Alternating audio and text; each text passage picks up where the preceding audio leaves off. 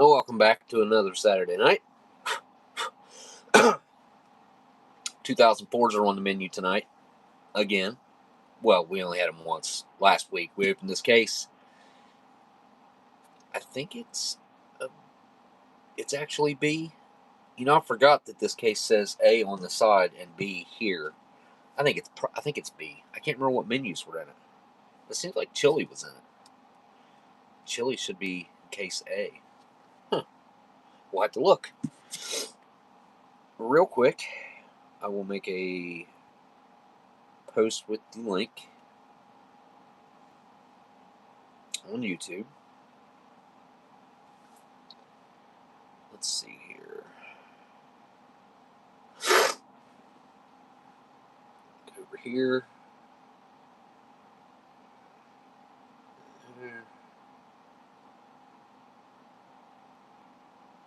Oh, it won't let me. Huh. Okay. If I can. There we go.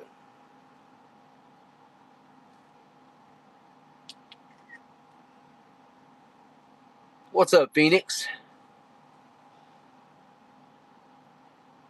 Definitely having a day.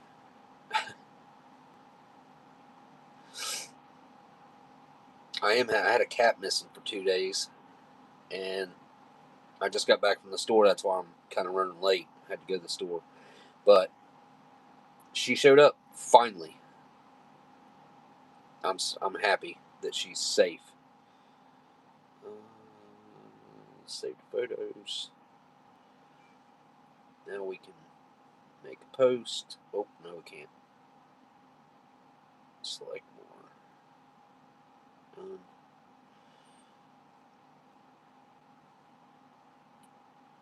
Gotta get a link here.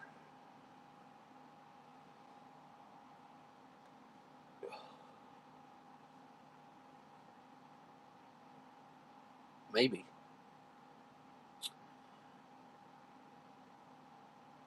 Nope. What the heck? There we go. YouTube's being weird today, as per usual. I will turn the camera around so you're not just looking at a static case. Although I will be looking down. What's up, Tim? The box got some spray paint on it and stuff. Locally sourced, which is very odd for me. I stumbled across this case on Facebook, vintage, and I got that. And I got 2 brown bags. And this is turkey diced with gravy. I want to guess they're 86 to 89. Well, you know what? I take that back. No big numbers. No big numbers on the side. So 80 to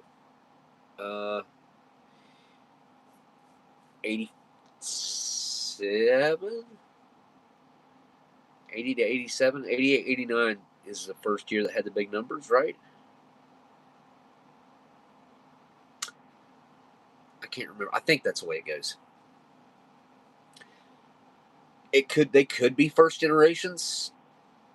I don't think that they are, just judging by the way they look. And there was a couple other things just that indicated to me that they weren't first gens, but they might be, actually. They might be. They might be. All right. Share. There we go. There we go. Okay, now I'm getting somewhere. Just a bit distracted.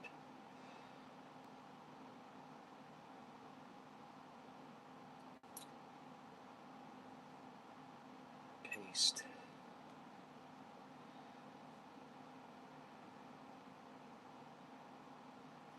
Happening right now. You click the link above to join. Let's join the chat.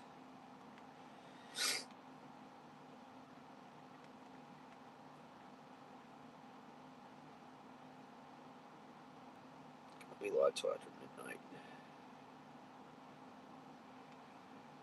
Eastern Standard Time.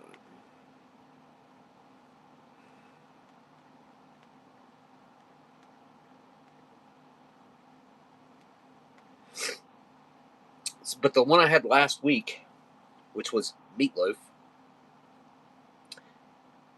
that's a case B menu, I believe. I could have swore chili was in there, though. Maybe not. Maybe not. I've been craving chicken and noodles. MRE chicken and noodles. Ever since I had it, like 3 weeks, a month ago, however long ago it's been, I want another chicken and noodles. And I think I've given my son all of them. And I have a stash of them saved somewhere. I don't know where I've put them all. But I should have some somewhere. I want to say the last chicken and noodles that I had was like an AmeriClaw, and it was horrible. The one that I had prior to this last one that I had, the last one that I had was a Warnick, and it was fabulous. It was so good, so good. It was like some really good, almost like some like really thick chicken noodle soup. It was really good. The flavor was great, but I've been craving it ever since. All right, I got the Postmate, I think. Hopefully I didn't misspell anything because I kind of rushed and didn't pay attention as much as I should have.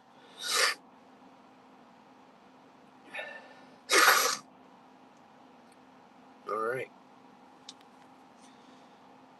And I have not looked up menus to this or anything, but this case, found it locally, paid $30 for the case and these. So 14 MREs. The one that I had last week, there was a couple items that were on the questionable side, and there was also a couple items that tasted old. It certainly had that old taste, but there weren't any weird. So, sometimes something, MRE wise, sometimes an MRE item can taste old, but still be edible, and sometimes that it's not. When you get other side effects like the numbing of the mouth and stuff, that's when it's like, yeah, this is probably not all that great to eat. You could probably get away with eating a few bites of it and not getting too awful bad, but yeah, it's best to steer clear of things that numb your mouth. It's food items. Well, anything really. Let's think about that for a second. Yeah, I don't think anything you should ever, like, there's nothing that should ever numb your mouth that would be good that I can think of. Okay, so I think these were July. They were right around the July, like, hang on, let's look. It's on the bottom. Right around the 4th of July or something. Nope, I was wrong. July 23rd. Right there. July 23rd, 2004. They don't always have the exact date on the bottom of the cases. Sometimes they do. Like, I think more often than not that they do. And I always end up looking it up to see what the exact date was, because they give you the number. Was it 224th? Is that what I said?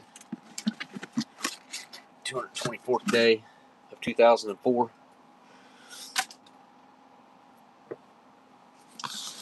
Oh, let's see real quick. Oh, oops. Gotta flip it all the way. See, there's the spray paint. Oh. Yep, 224th day. 6, 7.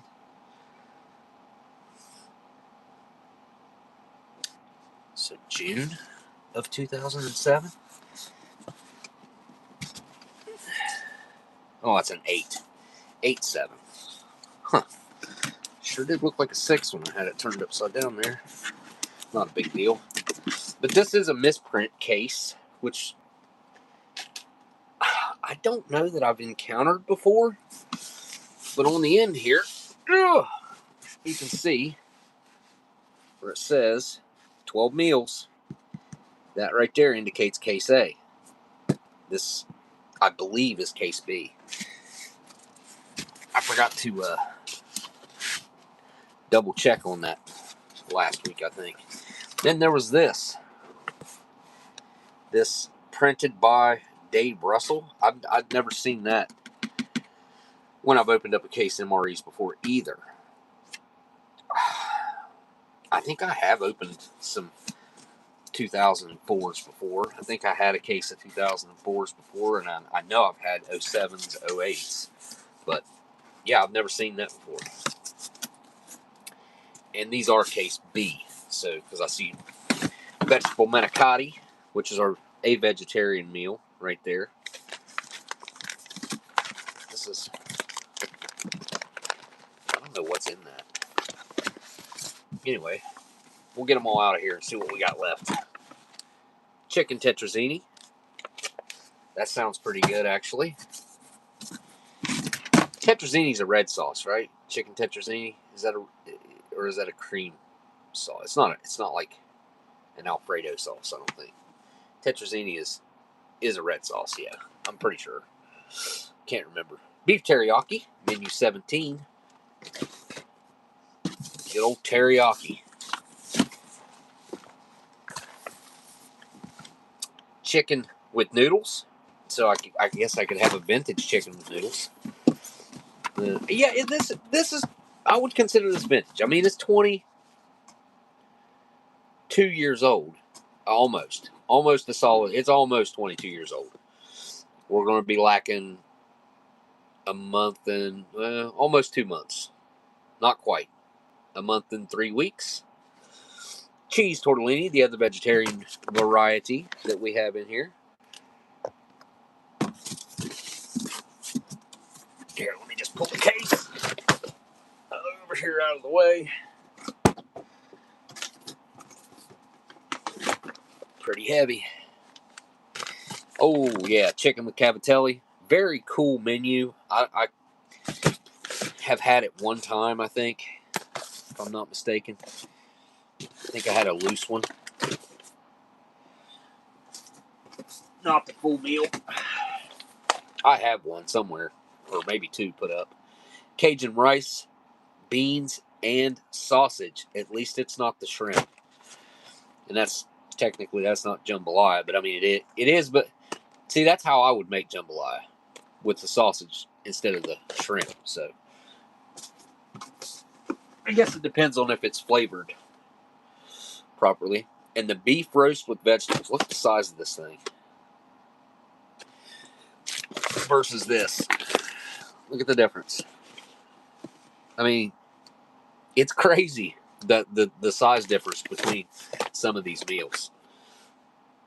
I think that's not the smallest one. There's a smaller one somewhere. The beef teriyaki is pretty small. The chicken tetrazzini, it's got a fatter side. This side's pretty skinny. What else? What else we got? Beef enchilada. Beef enchilada. And here's a skinny one. Oh, this is a jambalaya case. Look at that. We got two. Those two menus should be simple or similar, but I'm sure that's probably got shrimp in it.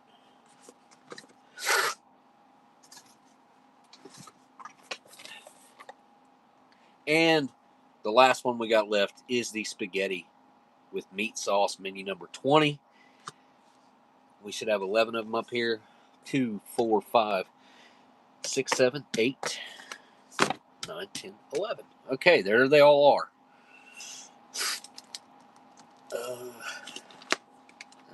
I can't zoom out anymore, so kind of is what it is there. Can't see the jambalaya, but it's right here.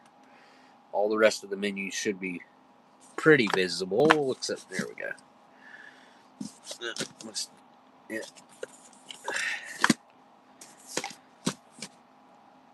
There.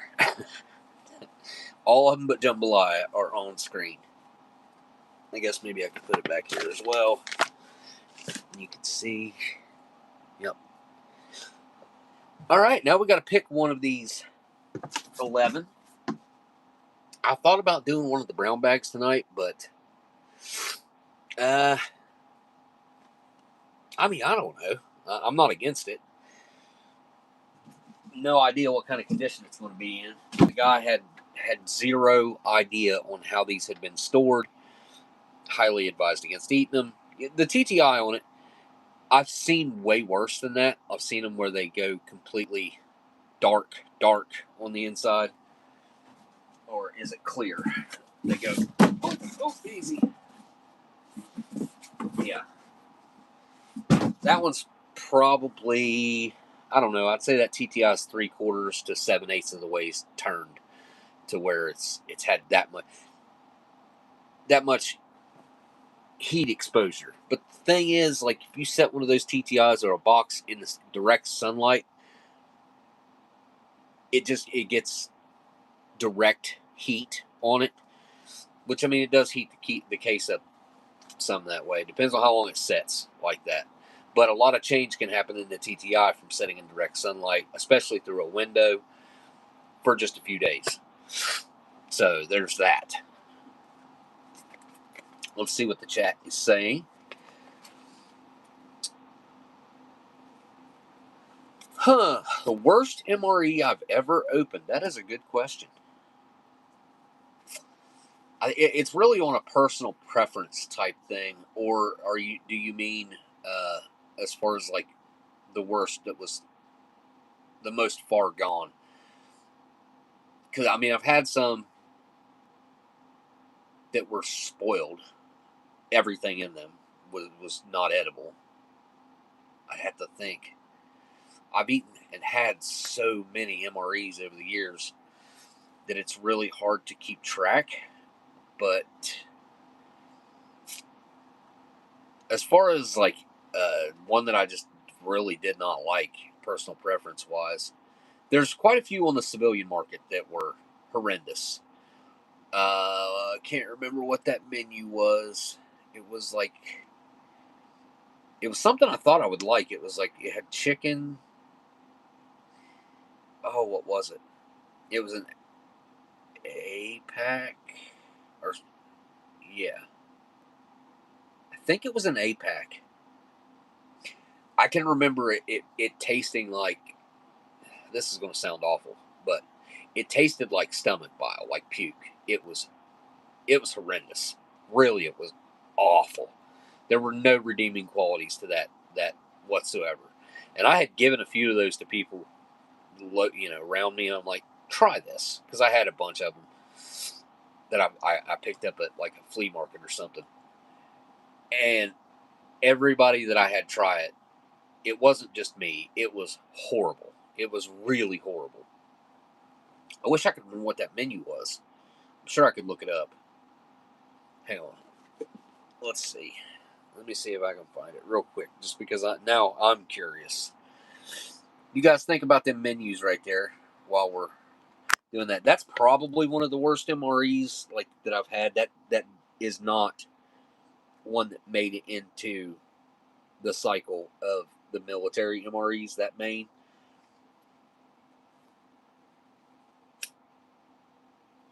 Oh, great.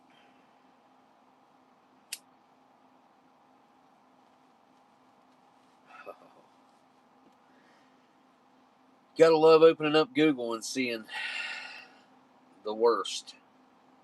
Okay. They were like 2012 Apex. So should I just Google that, or should I go to APAC? Oh, kitty cat. Hang on. Alright. Get down, honey. Get down, I'm gonna raise it. Stuff. Stuff. Here, I got it.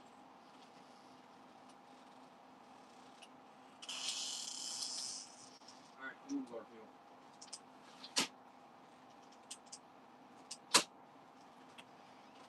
Alright. Mama was stuck to the door. Okay. APAC, civilian, MRE,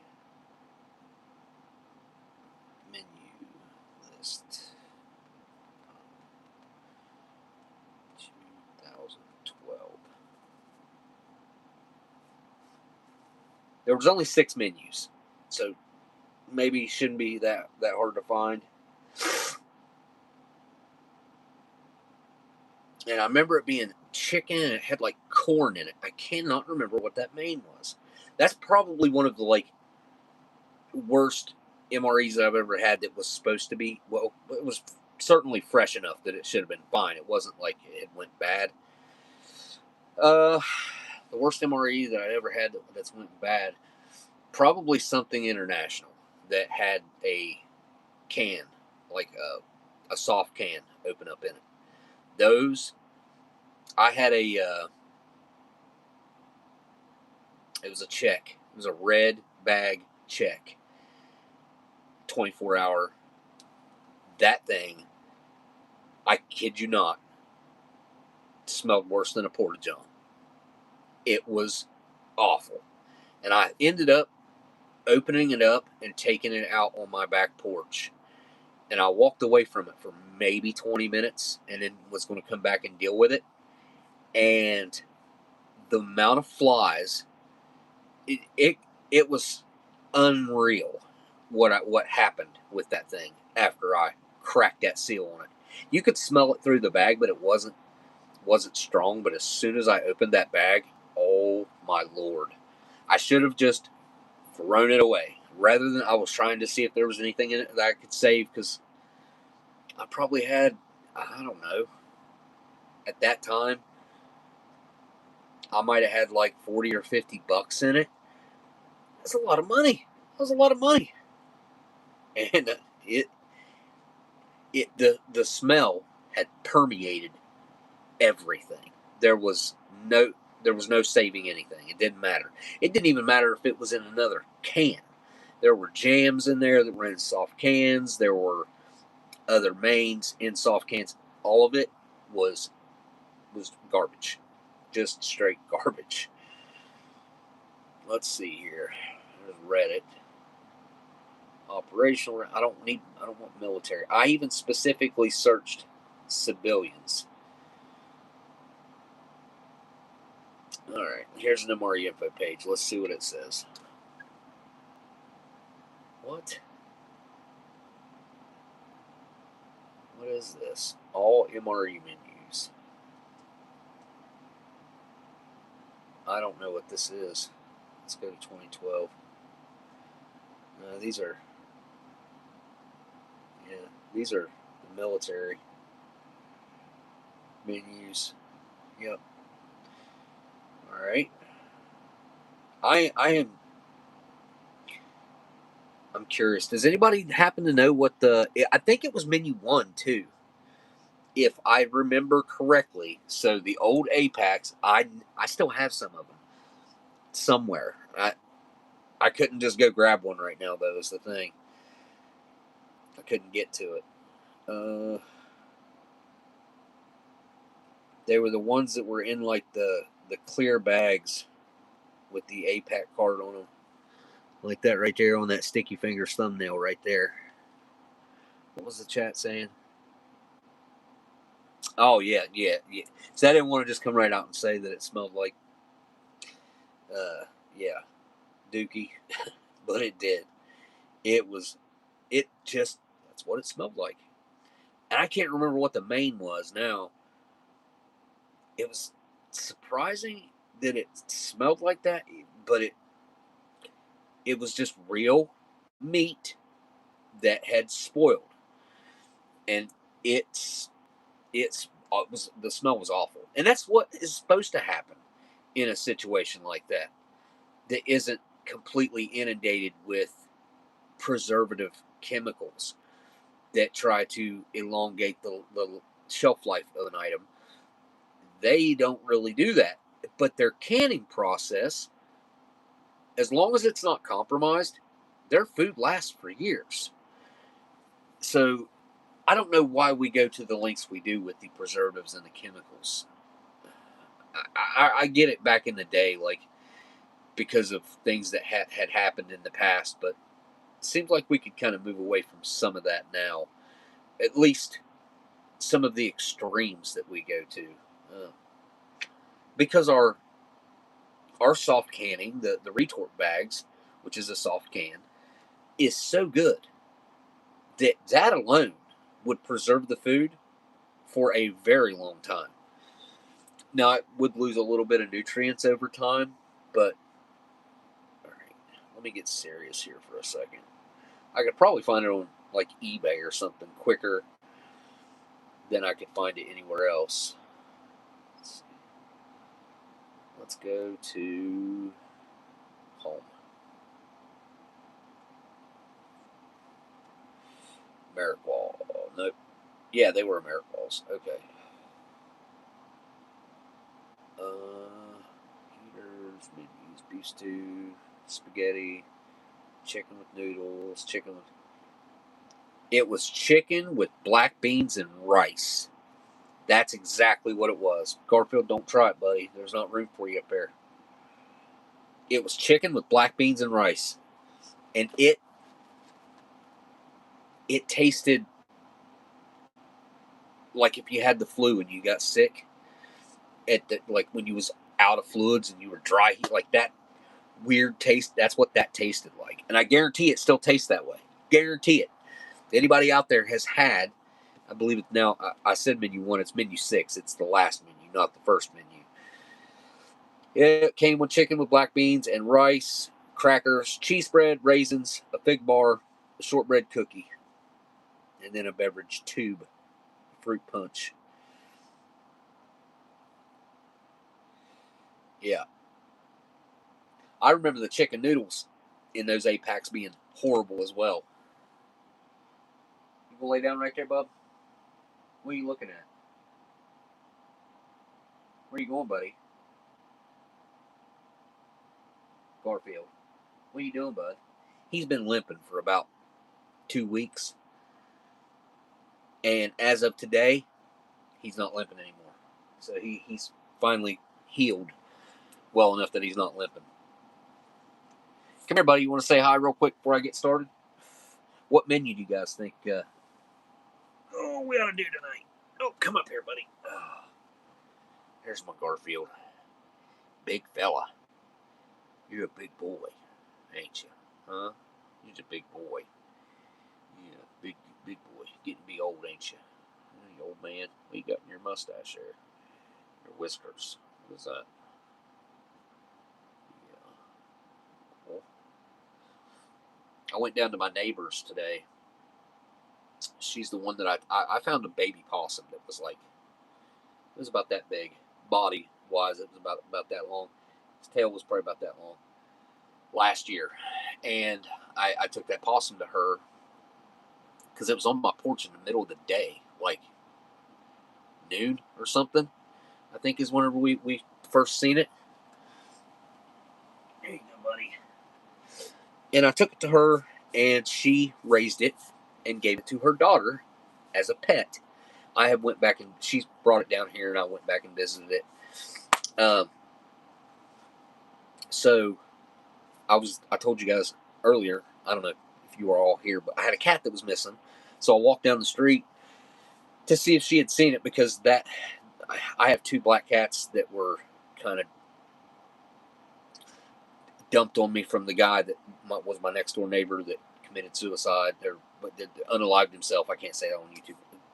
Scratch that. Back it up. Anyway, they walked the whole block. Those 2 black cats. They're twin. They're not really twins. They're both solid black cats, except the male has a little white spot on his chest right there. Just a little one. Here, I'll move that for you. You want to get up there? Go ahead. Move my tray for you. You can get up there. Garfield. Hey, you can get up here. You can get up here. Right here. You can get up on that shelf. Look. Here. There you go. You can get up there. Anyway, I walk on her porch, and she has 6 of the smallest possums that I've ever seen on a cage on her front porch. In a cage on her front porch. And she's working with, I don't know, some sort of wildlife rescue, and they needed someone in this area. No, dude, you can't jump up there. There's a bunch of MREs up there. You can't. No. Hey, don't do it. Garfield, no. Thank you. Anyway, she's got a bunch of little teeny tiny baby possums, and she said she's trying to not handle them as much as possible so that she can just turn them loose, because she's like, I know I'd want to keep one or whatever, which they're pretty cool. Anyway, let's pick a menu. Let's pick a menu of one of these 2004 22-year-old MREs. I can tell you right now, it doesn't matter what we pick. They're all going to be cool. All of these are going to have cool items in them that we haven't seen in a long time. The older MREs are just better. They just are. I'm convinced now. I'm over it. The older ones are better. They've been getting worse and worse and worse. You go back to like 20, anything before 2015 or 16, you're good. Like, that's from there on, they kind of start getting, yeah. When they started putting that spinach in them, that spinach main, which might have been 2015, I think, or it might have been 16. Anyway, somewhere along in there, that's kind of when they started going downhill, in my personal opinion. That's just my opinion. And I definitely think that the new style that they've come up with is not. Yeah. Yes, creamy spinach fettuccine. Yuck. Somebody, I can't remember who asked about the work, like that modern MRE, as far as something that was, I think they got rid of it finally, I think. But that, there's just no redeeming qualities to that, in my personal opinion. That's all these are my personal opinions. I did not like that thing. There was nothing at all I liked about that. It might have had decent side items. I can't remember what else it had in it. Go on, dude. You can't get up here right now, buddy. I'm sorry. I am sorry. Here. You can get up here. You can get up there on that box. Go ahead. No. No. All right. Well, look, dude. I got to pick a menu. So, I did just say that I was craving chicken and noodles, and it makes me wonder if this old chicken and noodles is going to be as good, or roughly as good, as the one that I just had that was a 2022. And I have got to order some more cases of fresh 2022 MREs. I want the 2022s. I don't even want. They've got 2024s on there pretty cheap now. Case A's and B. You get case A and B for, I think it was 110 shipped or 120 shipped, which 60 a case is not bad. $5 a meal, that's not bad. Not in today's world. That's still a great price. 120 bucks shipped, and that was for 2024s with a inspection date of 27. They did change them in 24, right? They did. I'm pretty sure they did. Anyway, so I guess I could look these up to see what other cool stuff's going to be in them, but I'd rather be surprised. That's where I'm at. We got vegetable manicotti, which is, I don't know if I've yes, I have had that, and I really did like it. I remember now. The vegetable manicotti that I've had before, I really enjoyed. The Salisbury steak, which is what the meatloaf was last week. It was meatloaf, but it was Salisbury steak. It was in brown gravy. It was the shape of a Salisbury steak. It tasted like a Salisbury steak. It was processed the same way as a Salisbury steak. I don't know why they didn't just call it a Salisbury steak, but I guess maybe if they had thrown some ketchup in there and refrained from the heavy brown gravy. The mashed potatoes were surprisingly good. I don't know why they went away from the regular mashed potatoes and went to those garlic mashed potatoes, because they are rather offensive. They just don't, they've never tasted good to me. I'm not a fan of the garlic mashed potatoes. I really like the smell of them. They were a little bit, they were showing their age. The mashed potatoes were last week. So we've got our spaghetti. We got jambalaya. We got chicken with noodles. We got vegetable manicotti. We got cheese tortellini. That is probably going to have some pretty good side items. The older vegetarians definitely Or a step up above your standard with meats menus. Beef roast with vegetables. I know that this menu is typically pretty good. Some years are better than others. Some years the beef roast is ultra processed, pressed and formed, kind of like that Salisbury steak thing, the meatloaf from last week. But some years of the beef roast are just really good. You know, just straight up chunks of beef. The beef enchilada, I imagine, is probably pretty daggone good as well. I don't know. They all sound good to me. Even the beef teriyaki. I'm not a huge teriyaki fan, but even that sounds good to me right now. I'm hungry. I did eat a thing of ramen noodles yesterday. That was the only food that I had yesterday. So, haven't really ate. Cajun beef and rice. Cajun rice with beans and sausage. Is that what you mean? Cajun beef and rice. Side items. Cranberry. Wait, what are we talking about, Tim? Which one? Oh, the creamy spinach fettuccine. Oh, it didn't come in until 2020? Wow. Yeah, it was gross. I agree. But it had a cran raspberry first strike bar. Of course, it had the cran raspberry first strike bar. That's because that's my favorite item.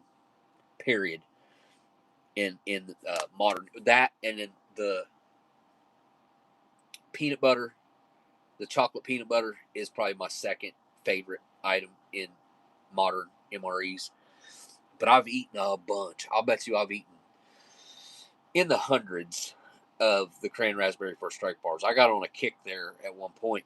I think I ordered all Bob had at one time, and I think I got like 80 or 85 of the cran raspberry first strike bars from Bob. Back when you could order individual items. I wish I would have ordered the chocolate peanut butter from him back then. Bob had a heck of a setup, and I think Bob's business model that he had back then would be crushing it in today's world. Like, the world has changed so much since Bob had Minotaur going, which Bob went through 3 different companies there in a stretch of about 4 years. But Minotaur was the last one, and he had a lot of good stuff going on with that. COVID happened, and that's what happened. That's what happened to Minotaur. That's what happened to my TV show. That's what happened to a lot of people's businesses. Sucks. Anyways, suggestions, you guys. What do you guys want to be on the menu tonight? Because, like I said, they all look good to me. Really, even the chicken tetrazzini, which is going to have mushrooms in it. You know, that's probably pretty decent. Buddy, there is not room for you up there. There just isn't. I'm sorry. I don't know why you're wanting to be all over here right now. What's the matter, buddy? Is your head hurting? Your ear? Oh, sorry. Here, come here. Look here. Want to get in the box? Want to get in the box? Looky there. Here, come here. What do you think about that? Huh? You like it in there? You didn't like it in there? I figured you'd like it in there. Most cats like it in a box like that. All right, buddy, I got to focus here. I got to focus. Phoenix, what'd you say?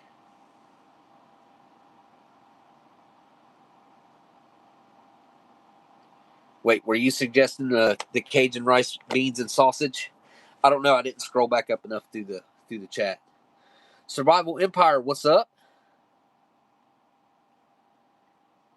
I guess I should say hello to Tim. Hello to Kaylin. Hello to Joe.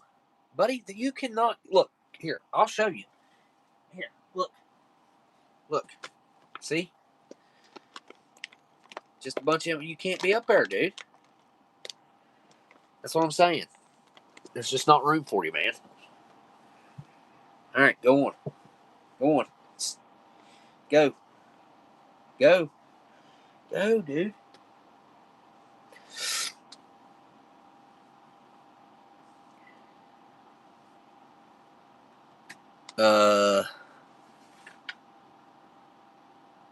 No spinach in 15, 16, or 17. Yeah, I think they kept that menu. I don't know why they ever done it. I had a vote for manicotti, it looks like. Garfield, dude, you are getting on my nerves now. Yeah. Yeah, just get up there and plop down on them. Just, yeah. Get cat hair on them. You know, do your thing.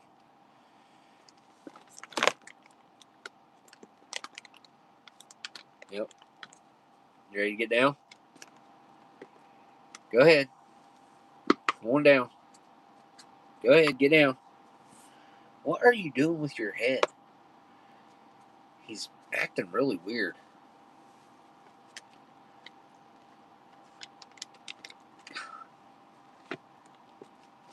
I don't know if he's just shaky from... See how he's doing his head?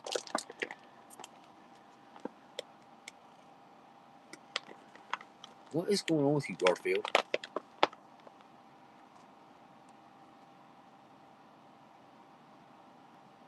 What is the matter, buddy?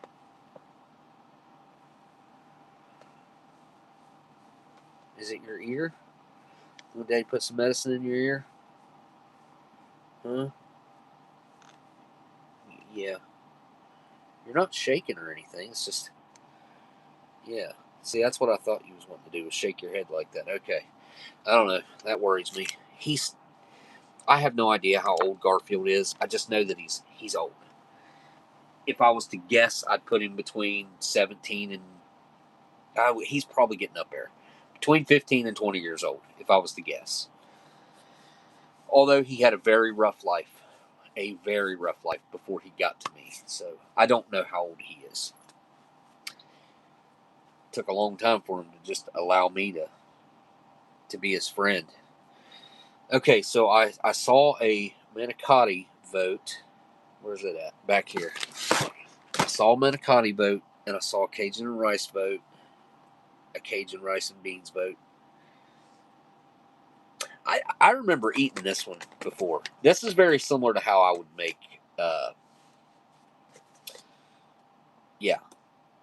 what I said earlier. It was right here. The jambalaya. Goodness.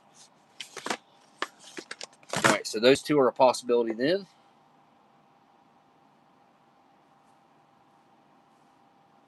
Yeah, I don't even care anymore. Like, it's whatever. Like, if I send things out to people and it's got a cat hair on it, it's got a cat hair. I can't help it. I try not to. I do my best to keep my cats very well groomed and not shedding in the house and stuff. But, I mean, they're in and out, and they do what they do. Check this out. Check out what I found in the dumpster the other day. Check this out. It was with a bunch of stuff from the World War II era. How cool is this thing? I guess it had coffee beans in it. I picked up a coffee cup and an old wallet too. But I thought this thing was really cool. Food related. I can store stuff in it.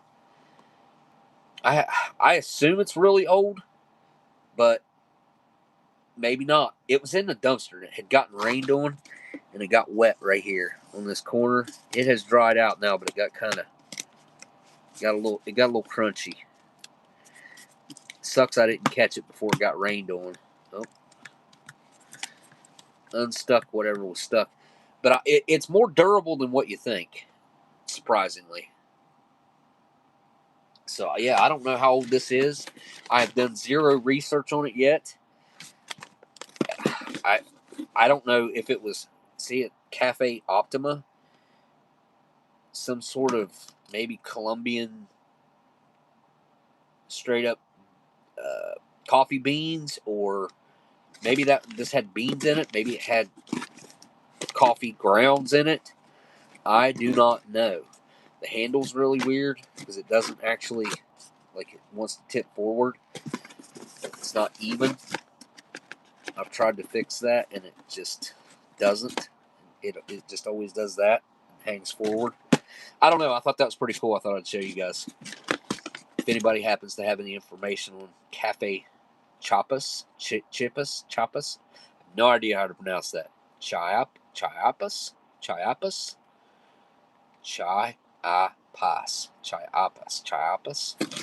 Anyway, thought that was pretty cool, especially for a dumpster find. There was a bunch of newspapers. That's what got me looking at it, because it's right next to my building up there, the dumpster. And what did I throw? I threw something away in there. I can't remember what it was. And there was a like a big plastic tote, and it had these newspapers that looked really, really old. And I started looking at them, and one of the covers, I saw the word, the derogatory term. I guess I'm going to try to keep myself a little PC here. The derogatory term that we used for Japanese people on the cover of this newspaper, and it was like, I don't know what it was. It was a New York Times or what? I can't remember what it was. It was a national paper, though. It was really cool to see. And I saw that, and I started looking at it, and I was like, that is from like 1942. What? Started looking through the other papers, and there was a bunch of World War II era newspapers that were folded in half. Well, quarters. They were folded in half like they normally are, and then they were folded again. And then there was that and a couple other things that I grabbed a coffee cup and a Kings Island shot glass. I have no idea how old it was, but it was cool. It's really cool. All right, so I'm going to throw my 2 cents in here and say I wouldn't mind trying the chicken and noodles, just since that's still fresh in my mind, and I am craving chicken and noodles anyways. This is a great solution to maybe kill my craving for chicken and noodles ever again. I might not ever want to eat it again. Yeah, I don't think so. That last one I had was so good. Makes my mouth water just thinking about it. That's how good it was. Which was the biggest on the table? Beef roast. I would say by a good bit. Like, that one's pretty big.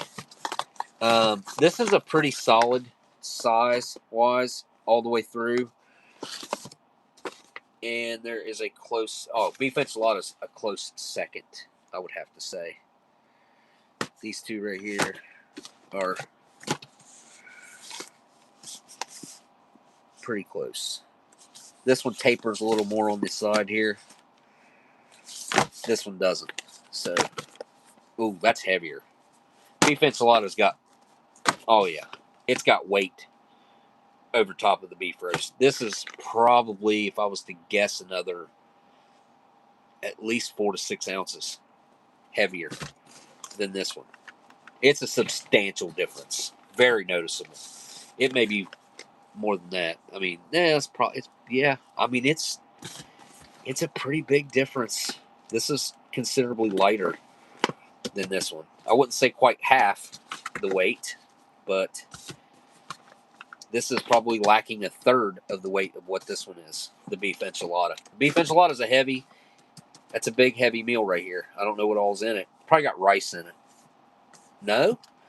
Maybe not. Or maybe it does. I don't know. I don't know what beef enchilada's got in it. Cheese tortellini's got a pretty decent amount of weight to it. Beef enchilada's still heavy. That's the heaviest one on the table, I can tell you. Oh, yeah. Yeah. Chicken and noodles. Chicken and noodles got a little weight to it, but it ain't nowhere near as heavy as that one. What was that? Let's go see what that was real quick. Hurry. Hurry. Hurry. Hurry. Watch out. What was that? Brownie. Or a little bit.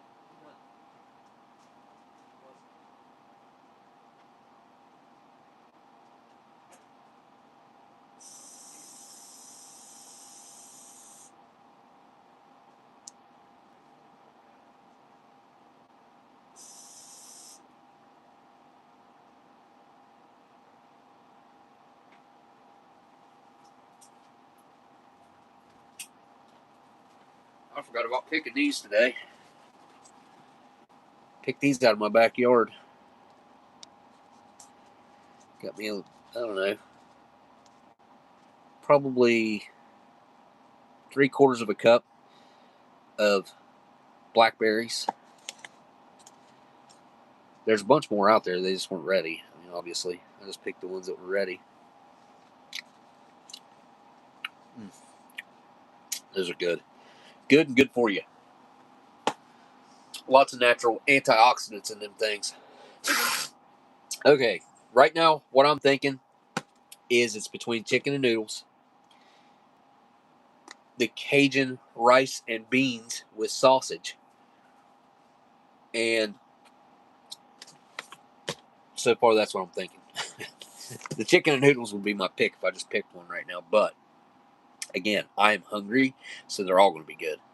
Had your first menu 11 vegetable crumbles and pasta and taco sauce. That's not a bad menu.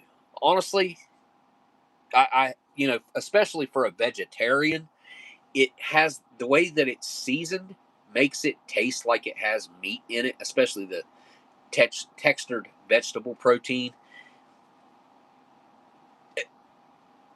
As far as a vegetarian meal goes, you can't complain about it. It's got good flavor. It's not a bad meal. Not a bad meal at all. I haven't had it in a long time. I think they've done away with it. I'm pretty sure they did. Phoenix says chicken and noodles. We got a chicken and noodles vote. Kind of sounds like it's got pretzels or something in it.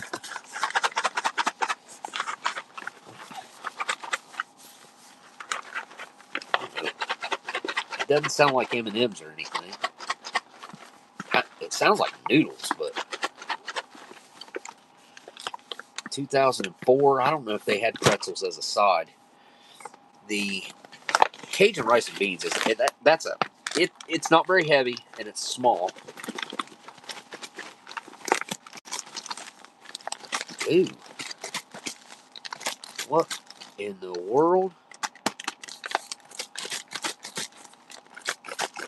It sounds like there's something liquid right here. Listen.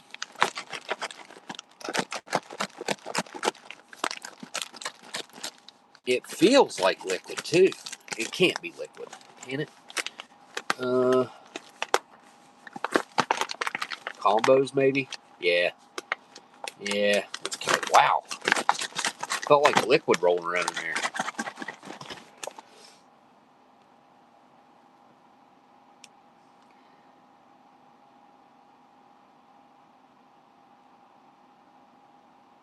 Didn't get it in the 2 whole cases you got in. So you got new ones, didn't you, Kaylin?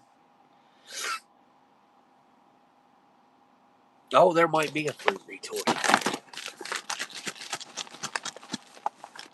Well, it should have still been in a box in 2004 though. This has only got 1 box in it. This is a pretty small meal. Like, I don't know why it's so small. I don't know if the Cajun rice, beans, and sausage are just a really heavy calorie, dense meal or what, but there's not much to that one. That's probably the smallest one on the table now that I'm looking at them. Between that, jambalaya. Jambalaya's got more weight to it, but it's also only got 1 box in it. Chicken tetrazzini's small too. It's not very big. Chicken with cavatelli. Yeah, it's got a little weight to it. It's got some weight to it.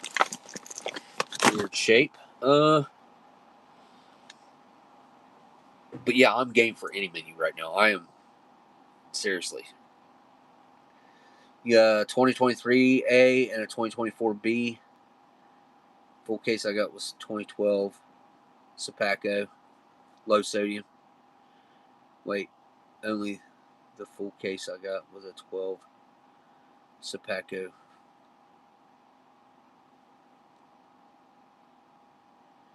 You got a case A, a 2023 case A, and a 2024. Did they went to the you got some of the new styles, didn't you? And they changed in 24. Is that right? I don't even know. Like I haven't kept up with that change because it frustrates me so much that I've kind of avoided it because it was just everything I've seen about it I didn't like.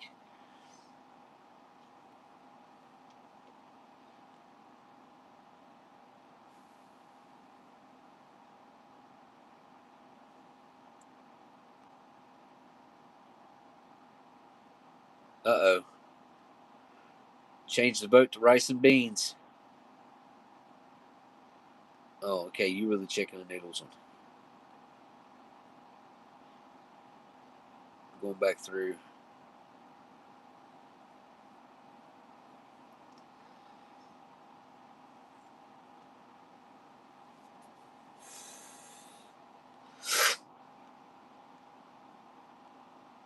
Yeah, Joe, some of these are really, really hefty.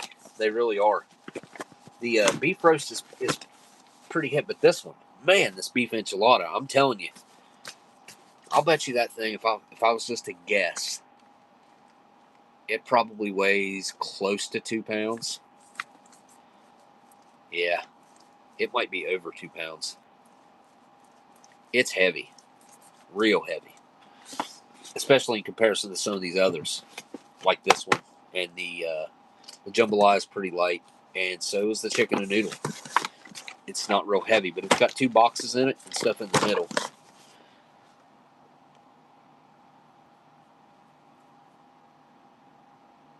Got a 23 case. Hey.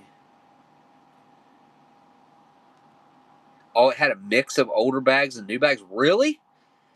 Weird. Wow. I had no idea that they had done that. Interesting. So you could end up buying some. I wonder. I'd have to look in his video and see which manufacturer it was that done that. Probably, if I was to guess, it would be a Sapaco thing, because Sapaco just is the type of company to do that. They aggravate me. Sapaco. Ameriqual's got its, like, they all have their quirks, but I'd say Warnick across the board is your, you know, like, all around in every category going to be your best company as far as packaging, food, pretty much everything. Now, I do like the double bagging that Ameriqual does. I think that adds longevity to a MRE, but I think they last long enough as is. But I guess it would probably add a year or two to a not so great stored MRE, if I was to guess. And I know that sounds weird, but just that extra little bit of keeping the air out from around the ration and the packaging, I think it helps it. There's no proof to that. I'm just going off of things that I've seen, experience, logic. No proof. No scientific proof whatsoever. It is kind of weird that they waste that extra packaging when none of the other ones do it, and it's not required. I don't know why they do that, unless it's a machine thing that they have set up, and they don't have to have humans packing the bags that way. I'm not really sure. Maybe humans don't pack them, period. I don't know. There's been a lot of jobs eliminated by machines already, and now we're going to have this whole AI revolution thing. I'm kind of changing my mind. This beef enchilada, it's so heavy. It makes me want to open it. Chicken and noodles can wait till next week, I guess. Even though I'm craving it right now. It's still up. It's still up on the board. I need opinions. Opened a case B from 23 last week, but not the case A, because you already got a 23 case. I understand. Yeah, totally. Yeah, why open another case A unless there's a menu in there that you're wanting? I think I've had the enchilada. It's been a long time, but I remember it being really good. The one that I had. And I think based off of what last week, these are going to be a toss-up. It's going to be a 50-50 whether they're going to be I guess, really edible or not. Because the mains even tasted old last week. So, I'm not against a vegetarian either. That manicotti, I've had the manicotti a couple times, and I really enjoyed it. But again, the age that these have on them and the heat stress, it's a toss up. So we got the chicken tetrazzini they all sound good. The chicken with cavatelli sounds good. The beef teriyaki. The only thing that doesn't really sound good to me, and you guys know, if you've been around me for a while, I don't like the MRE spaghetti just because it's so mushy, and I'm a texture eater anyways. So it's going to be, it's going to be all mushy and gelatinous, and just slimy, and I don't know. I don't like it. It's not my thing. Might be somebody's thing, but it ain't my thing. I am going to mix the meatball main and the spaghetti with meat sauce in this 2022 case that I have back here, because I had like $3 a meal on those too. Something like that. Something really low. Maybe it was like, about $3 something a meal. Something like that. All right. I'm just going to pick one, I guess.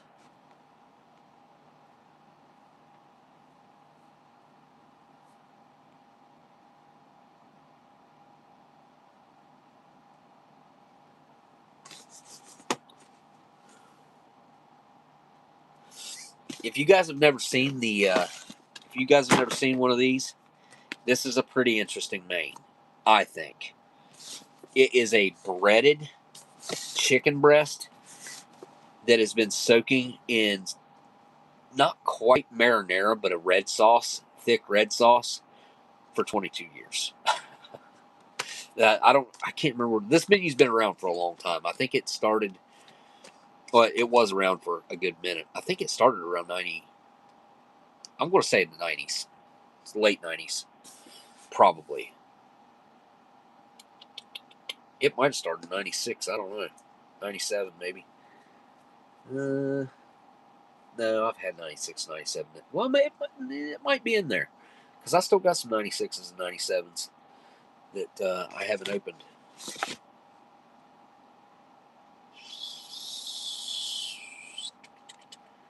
It's hard to choose. It's like going to Cheesecake Factory and looking at their 40-page menu. What do I eat? Yeah, I don't like having too many choices. I'm going to start eliminating things off the board here. Spaghetti, jambalaya. Not necessarily in the mood for jambalaya. Not shrimp anyway. Maybe that doesn't have shrimp, but I'd say it probably does. Cheese tortellini.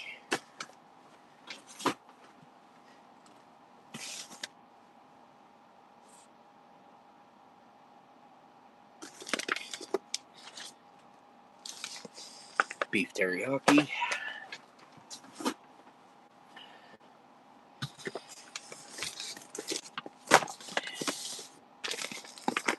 Chicken tetrazzini.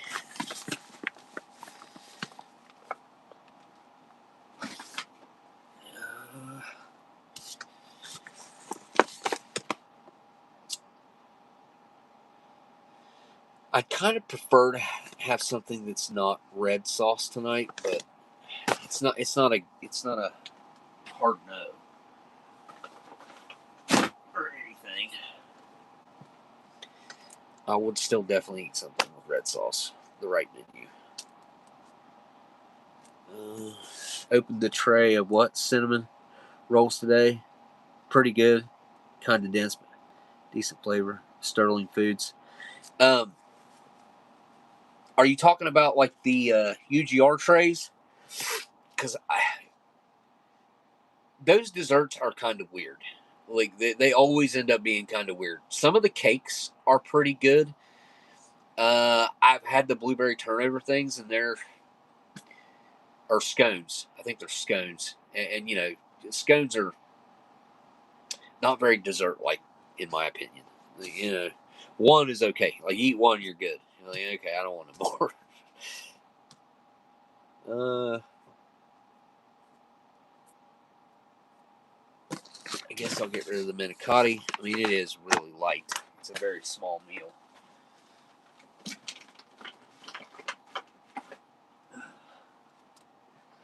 Down to 4. Cajun rice, beans, and sausage. The chicken with noodles. The beef roast with vegetables. And the beef enchilada. The super heavy. That one's pretty heavy, but this one, that's the beast. And this one's this is child's play compared to really all these other ones. This one, this is the big daddy. This is the heavy one. Very dense. I'll eliminate the chicken and noodles.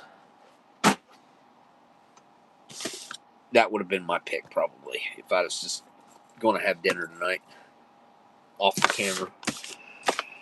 Got a little spot to it. Huh. I wonder how that happened.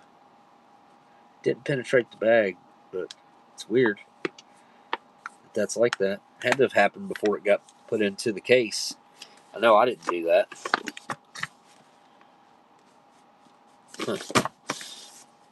Huh.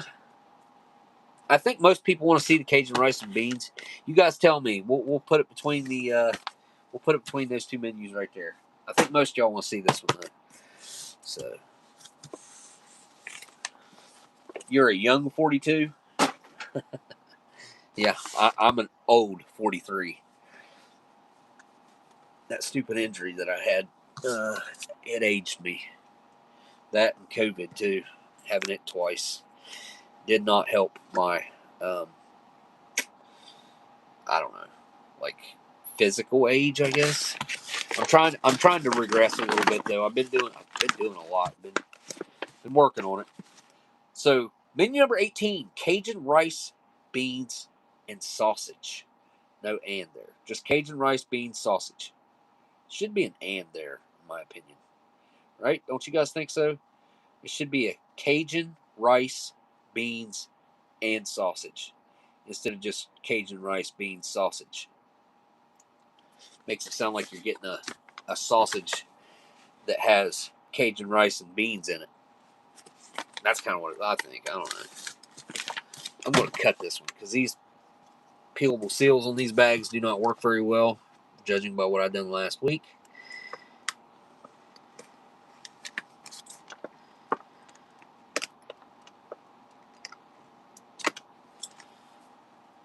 Here we go.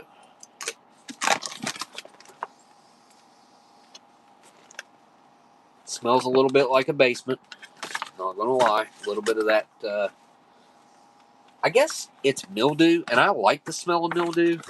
So, first up, we've got our Cajun-style rice with beans and beef sausage. See, they got the and on the box. Cajun-style rice with beans and beef sausage. Let's take a look at the 340 calories. Nothing too crazy. 1,140 milligrams of sodium. I've seen way worse. We got 14 grams of protein. Not the best. Not horrible. Ingredients: cooked.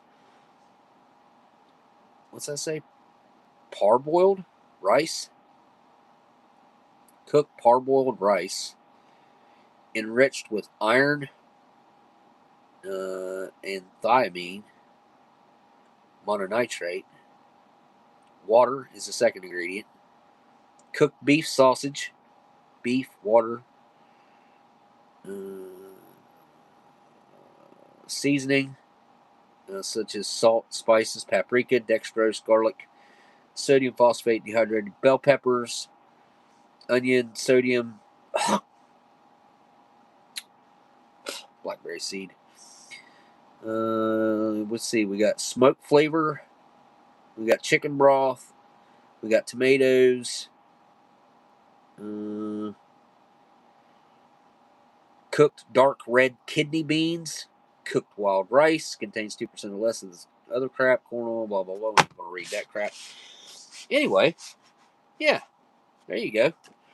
Not a horrible ingredients list. I mean, Here's our flameless ration heater, which we will not be using, but I will stick it up here. True Tech. This one, the last one was hard. Like it had gotten moisture or something. I don't know. It was weird. What's this? Cheese spread. Another cheese spread. The 141st day. 4141 on the date code there. That's the old school packaging on the cheese spread. I guess it should be this way. Huh. We got our accessory packet. Oh no. Oh man. Look what that. What happened to our Tabasco? Well, that sucks. I guarantee you that stuff that's in there, if you scrape it out of there, it'd be hotter. It'd be hot. It'd be hot. Well, we'll see what that's looking like. Next up, we got some crackers. Okay. We got a beverage base powder cherry. This is really old school looking. This looks like 90s, and it's not in good shape. I don't know. I'll try to use hot water. That looks like a little staining right there, but I don't see any holes in it or anything. That's weird.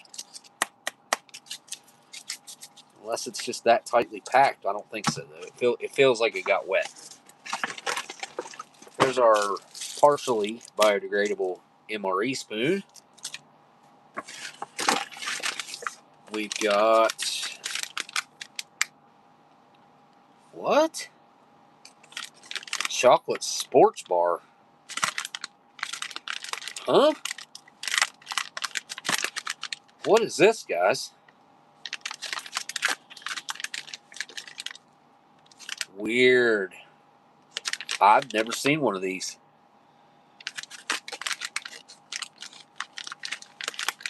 Huh.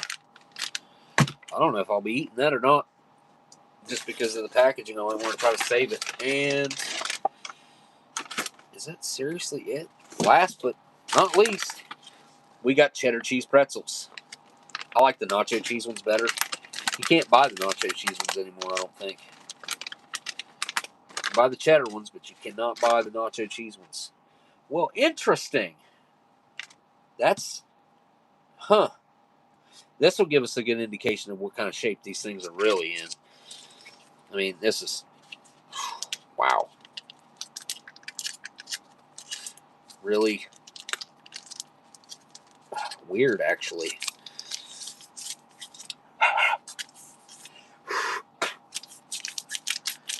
Give it a need. It needs it bad. Yikes. Oh, man. This stuff is like Play-Doh. Thick Play-Doh. Feels like there's no oil in it. It's weird. Usually the cheese separates and there's like oil, but this is not like that. We'll see what that looks like here in a minute. Let me go ahead and get this in the hot water. 196th day of 04. Box in there. Get rid of these two things, and we'll check out our accessory packet when I come back. Cajun rice with beans and beef sausage. Here we go.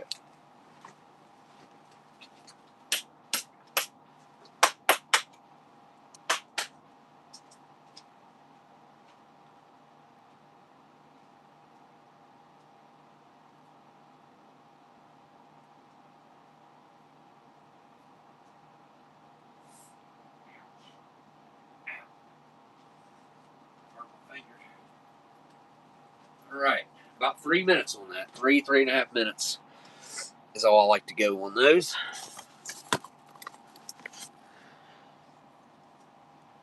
Okay, yeah, that's better. Get the tray up here, go through this accessory packet. rust from the 1959 MCI case that we unboxed last week and the week before. Cheese bread. Weird chocolate bar. There's enough items to fill out the tray, kind of. This is a pretty small meal, though, I must say. Not impressed by the size of it or anything, but it's got a cool item in it, that's for sure. Is this accessory packet A? Ooh. Oh, we got Red Taster's Choice that feels perfect, actually. And it doesn't smell like Tabasco, weirdly enough. Huh. We got our moist towelette. It feels dry. It hasn't made it.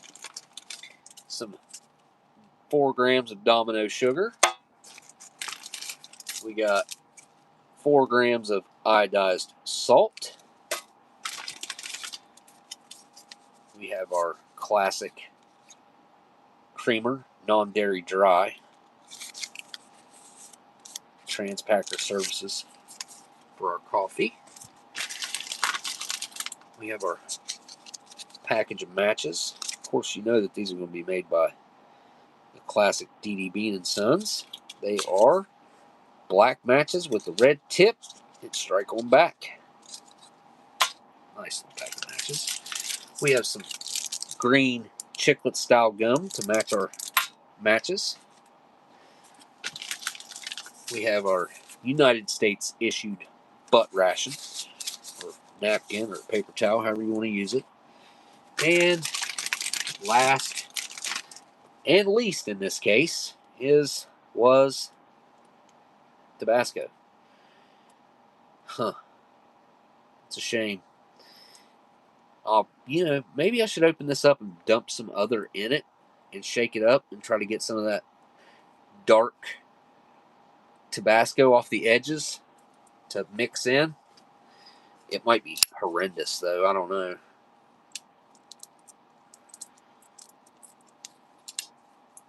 It's going to be hard to transfer the Tabasco from one bottle to the next. But oh, that smells old. It just smells old.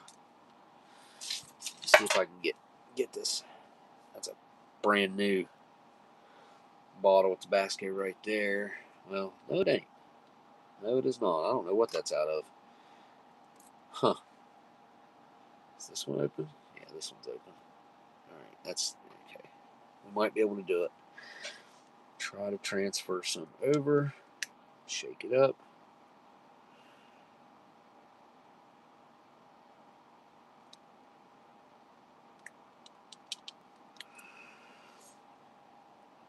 Oh, I had a toothpick here. Got a piece of cardboard.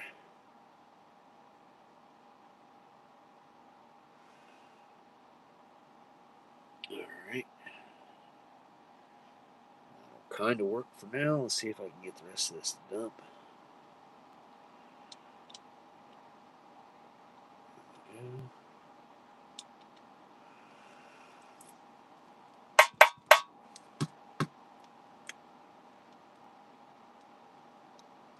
It's not going to be easy.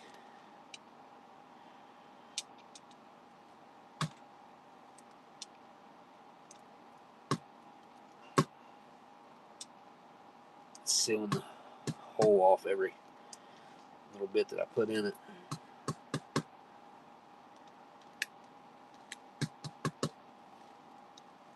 I'm spilling it a little bit.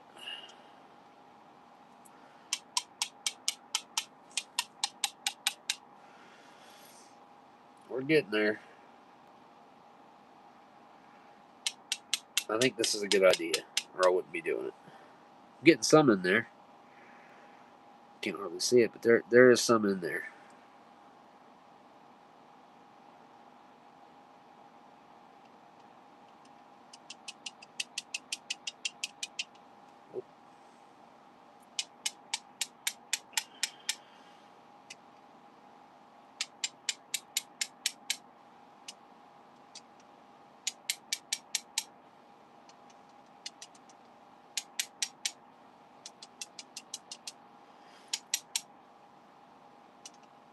I got enough in it.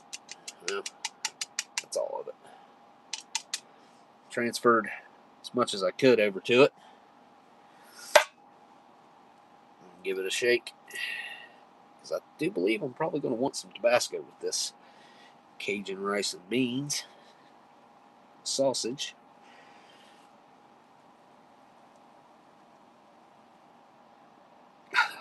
This is probably a bad idea. I don't care.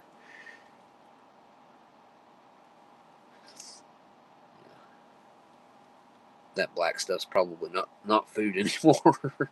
It's very concentrated Tabasco, though, right? All right, I'm going to leave it set on its side like that, the way it evaporated. I'm going to have to wash my hands or my coffee will taste like Tabasco.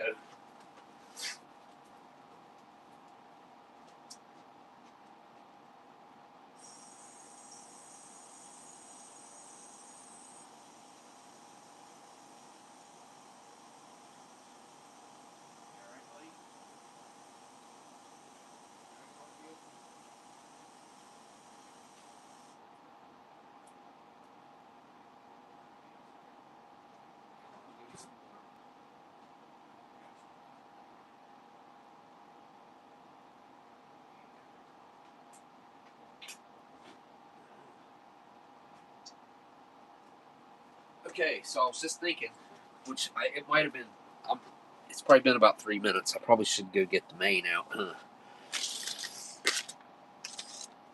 This, I'm probably going to have to add hot water to it for it to work. Found my Pink Floyd cup. Let's see what this looks like.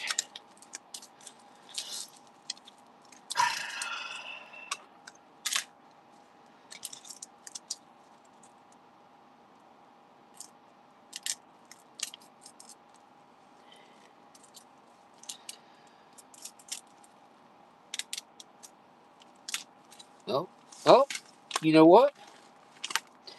Not as bad. I mean, it's bad, but it ain't as bad as I thought. Yeah, we can make this work. Yeah, heck yeah. It's a little clumped up.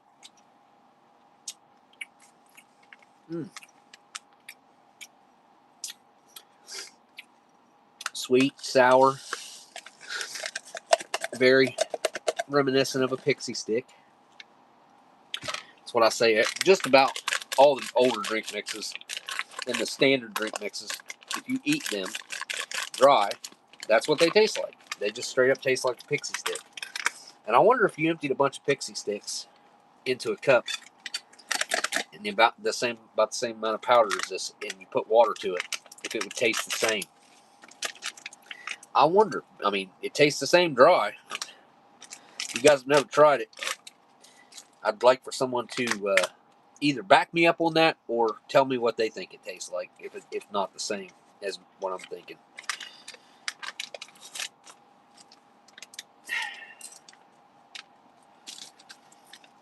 All right.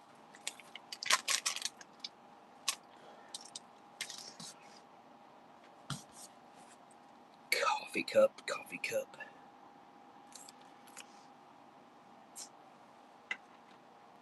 Let's do. We'll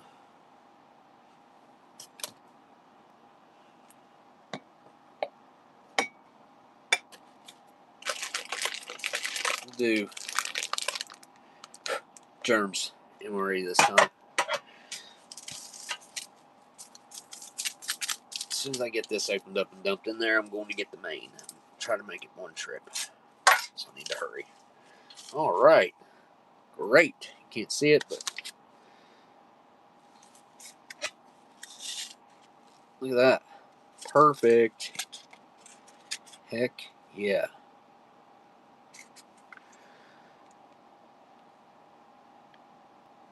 Nice. Very good.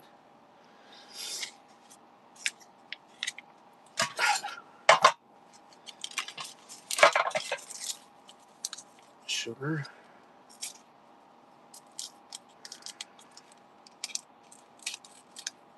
why I'm even doing that. Sugar. Creamer. Alright.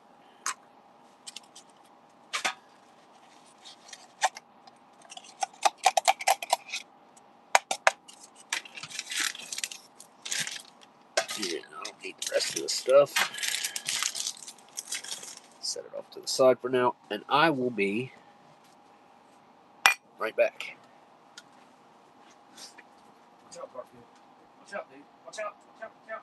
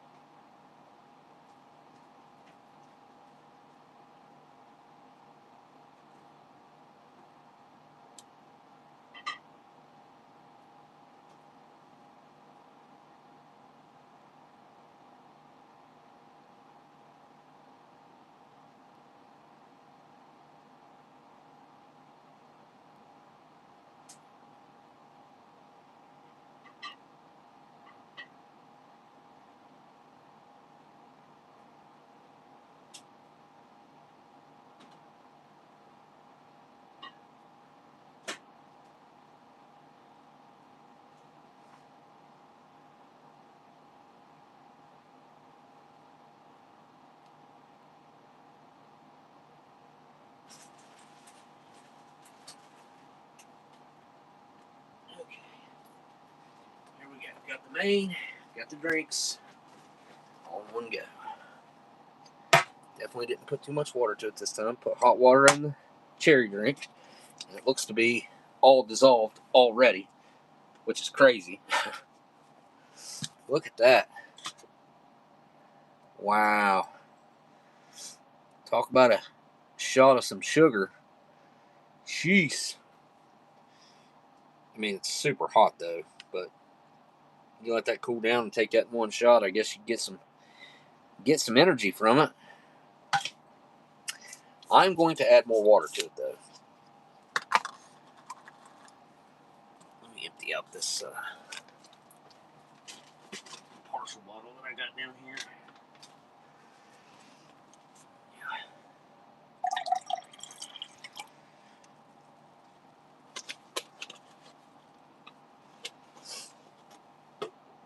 Okay.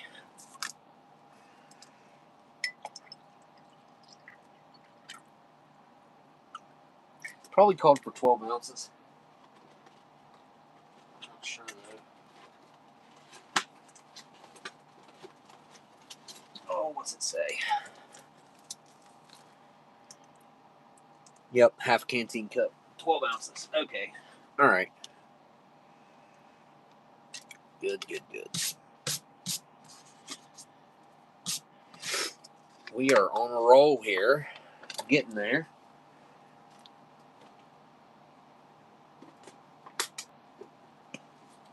Empty bottle. Right there.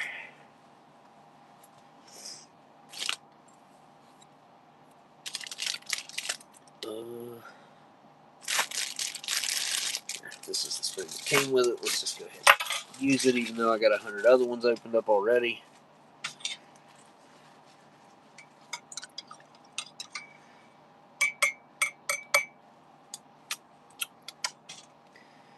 Coffee. And this probably doesn't need it, but oh yeah, maybe it does.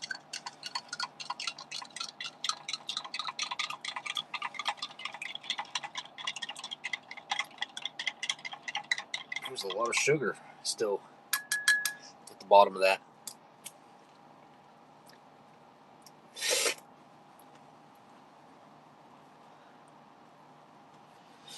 Okay.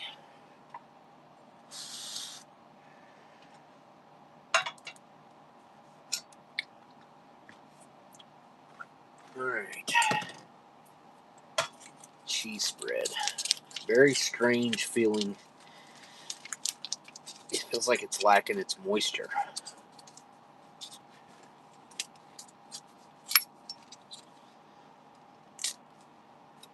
Okay. Oh, yeah, that doesn't look good. Oh, it smells exactly like what you think it smells. It smells like, ugh. Not good. It has definitely seen some heat. Alright, crackers. Ooh, wow. That was quite the rush of air in there. Unusually. Oh, these crackers are stuck. This one isn't. But the other one.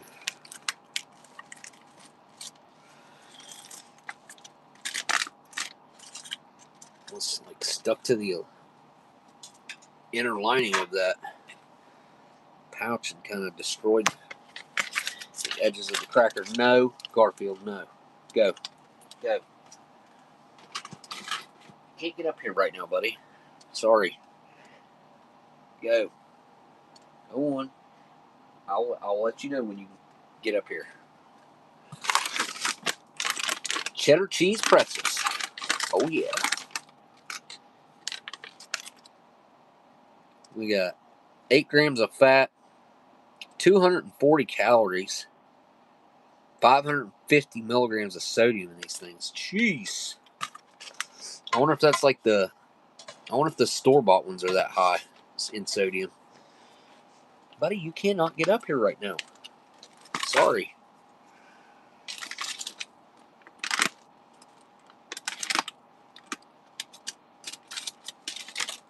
Go. Oh yeah. Classic. Combos from 2004. Oh yeah. They smell a little bit old. A little bit. Nothing crazy. I'm not dumping out all them little pieces. I already dumped a bunch of little pieces out. There's a couple more combos in there that are broken up. Some. Okay, this interesting thing. Let's find out together what this is. I do not know. Chocolate sports bar. Doesn't give you any indication of what it is. 210 calories. Well, I guess we could look at the ingredients list. Corn syrup.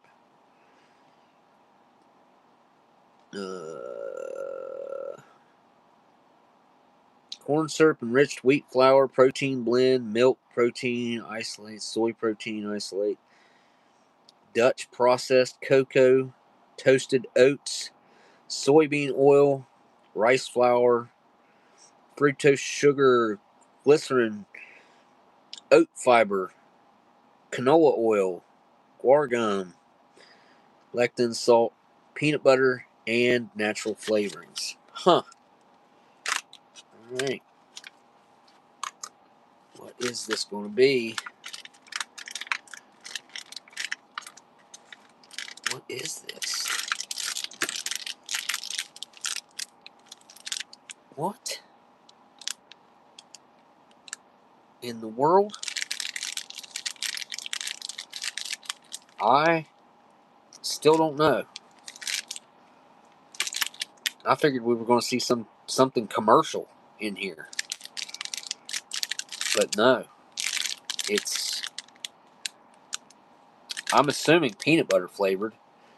Or maybe it just contains a little bit of peanut butter, but I can't tell what that is. Kind of dense. Weird, man. Huh. Alright, let's get the Cajun rice with beans and sausages. Beef sausage, by the way. It did say beef. So at least it's not pork. I have been avoiding pork for some time now. Haven't even been eating bacon, really. Something about pork just seems wrong. I don't know what it is. I used to love bacon, too. And I'll still eat some on a rare occasion, but yeah, I don't know what it is. All right. Our Cajun rice and beans. Oh, and sausages. Okay.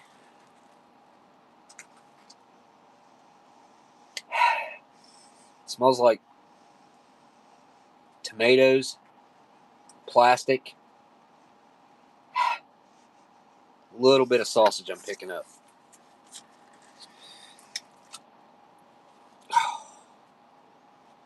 Well, that's not encouraging. I was hoping for like slices of sausage. Is that a shrimp? Is that a freaking shrimp? What is that?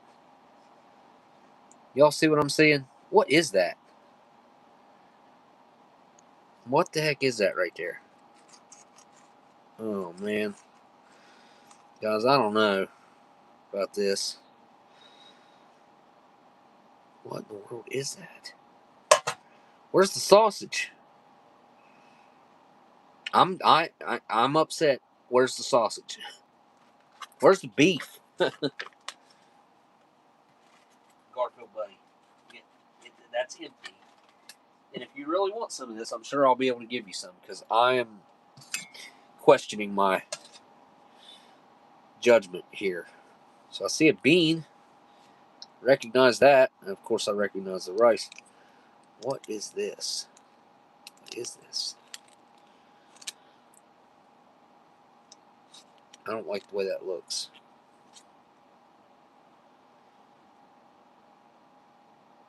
I don't know what that is.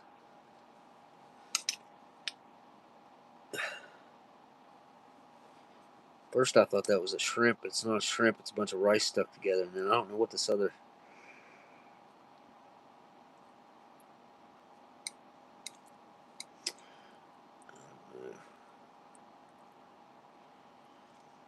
It's like rice pilaf.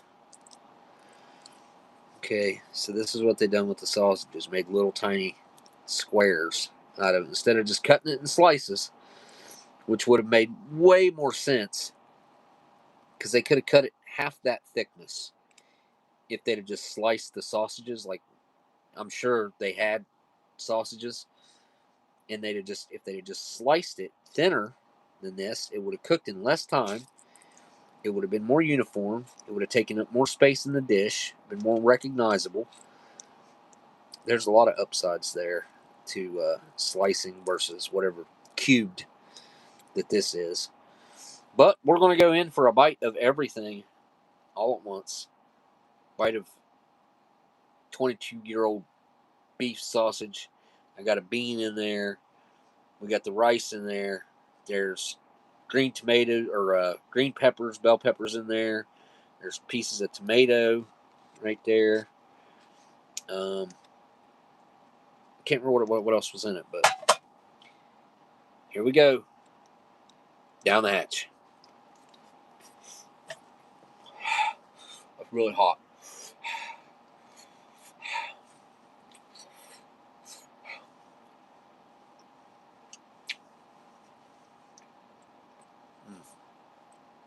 Man, I was hungry too.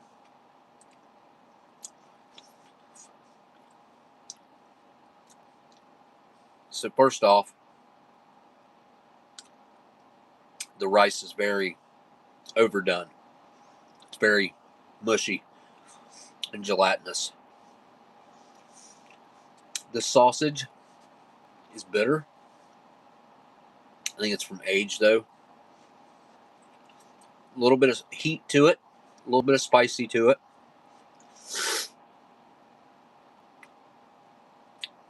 Texture of the sausage isn't horrible, but it's kind of closer to cooked Spam than it is to a standard sausage that I would recognize. Yeah, definitely. it almost has like a cheesy element to it. It's not off-putting, but it's odd. We'll see if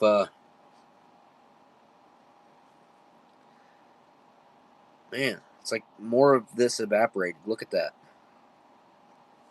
I did have it filled up to like right here. Where my thumb's at. Why is it not focusing? Anyway, that's weird. It's like the Tabasco absorbed into this, or it was leaking out when I had it on its side or something. I don't know. We're gonna put some right here on this sausage. Right there. Okay. Let's see what that tastes like. With some of that old Tabasco on it.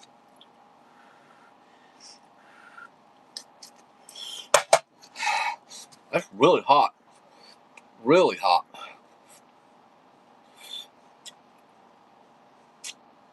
Kind of mouth numbing. Huh. I don't know what to think about that.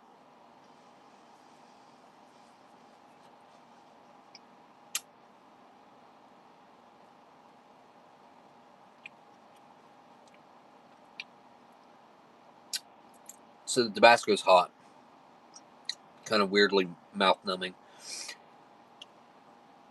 Every bite of this that I've taken, which I've only taken 2, makes me want to not eat any more of it. It's not great. Not great. And they kind of skimped on the sausage here.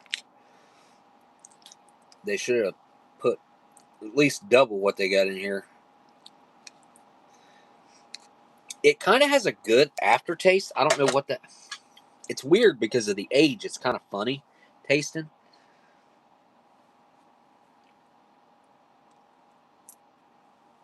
I don't know if I like it. I don't know. I'm undecided still.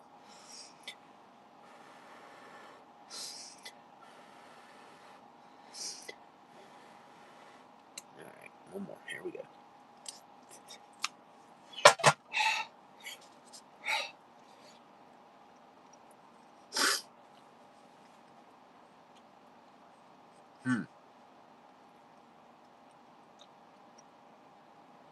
There's a bunch of weird flavors going on there.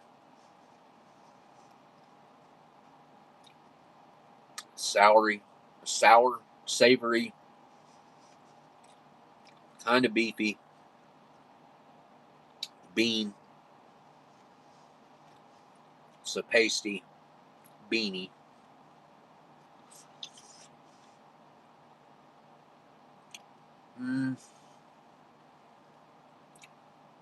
Yeah.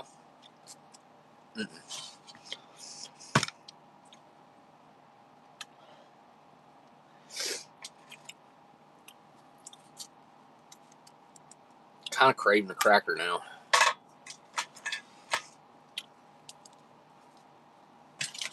Just going to go ahead and try it with a little bit of this brown. Oh, Lord. That is so bad. I knew the texture was weird, but it's really strange.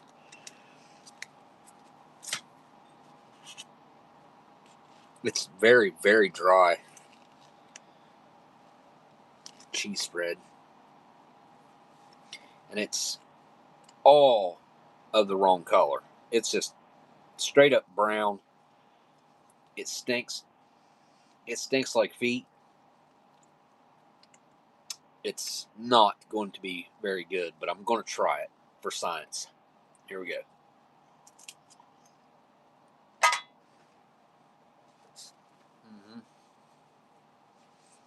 Been a while. Kind of tastes like eating a fart.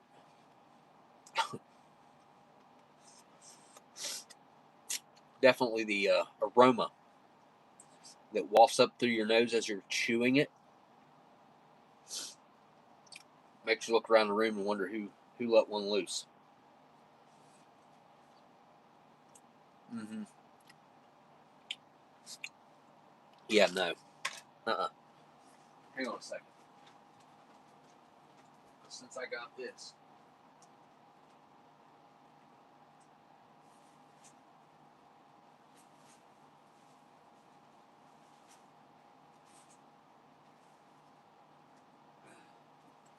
I was cleaning out my kitchen the other day, and I had a bunch of extras, like HDR extra stuff stuck in there, and MCI cans. There's a Hershey chocolate disc in there. It's a weird one. There's some sort of fruit. I got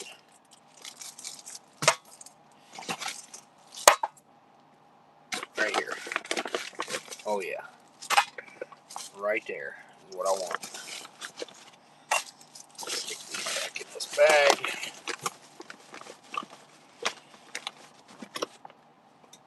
I don't know what I'll do with that, but since I got these crackers and I got that cheese spread that I can't use, right? I guess I could eat it, but I have strawberry jam and peanut butter out of an HDR. I should have a bunch of these somewhere. I bought all 3 varieties. I think I did. I think I bought all 3 different companies and was going through them at one point to do comparisons of one menu versus the other. Right. I gotta eat one more bite of this just because I feel like I didn't get a true reading as much as I would like to on it. Look at it though. Look at it. What is that? Cheese spread's not supposed to look like that. That I do know. I know that this is not its intended visual appearance. A little nibble of a cheese cracker bite here. Alright. Yum.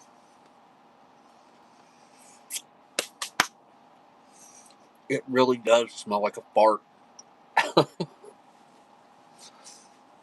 Just straight up. Wow. It's probably the worst one. As far as like a direct correlation to a recognizable smell. And, you know, when you're eating and the aroma of the food straight up your nose, it's just, and it kind of comes back to your nasal passage. I don't know. We'll wash it down with some of this cherry drink.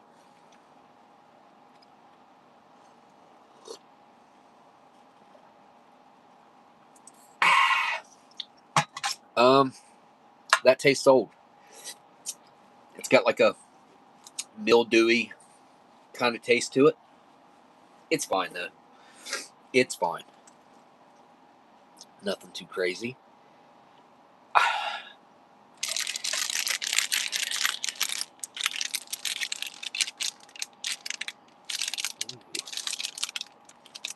That's soft.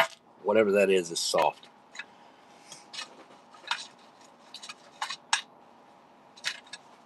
I like to get the halves. It's got more cheese, less cracker. I think that's just got cheese in it. Oh yeah. Those are good bites right there.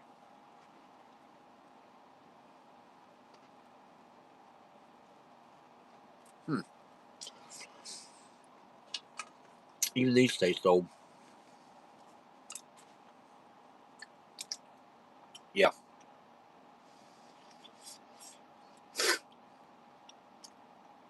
Definitely has a old flavor to it. Kind of basement, mildewy.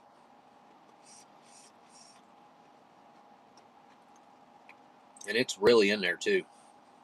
Sometimes this stuff, when you chew on it for a second, it kind of goes away. Not the case with this. Huh. Not bad though. Very salty, very cheesy, which I picked the best one so far.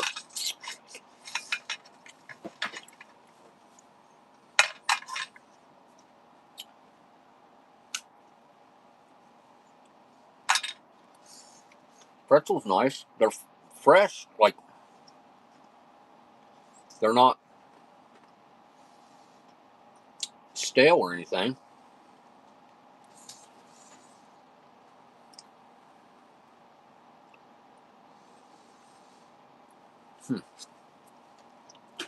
That flavor or smell, whatever, just permeated through all the packaging. All of it. The cheese didn't help. The smell that's coming out of that, I guess through the packaging even. Because I feel like that's probably some of the influence of what's going on here.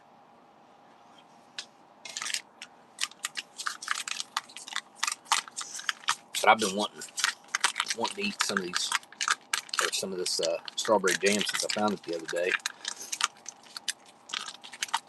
And I had some crackers, but that I had saved, but they were no good, and I had to toss them. So I don't have any crackers, unless I want to open up a new pack like this, get them out of a meal or something. I mean, I have crackers put away. I just can't get to them right now.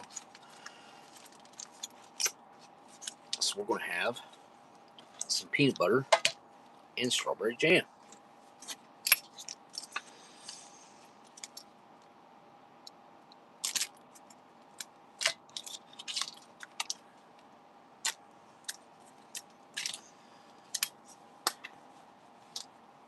Should go good with the coffee too. Some peanut butter. Kind of runny, actually. Weirdly enough. And some pretty thick strawberry jam. Looks pretty good. Yeah, this is going to be good.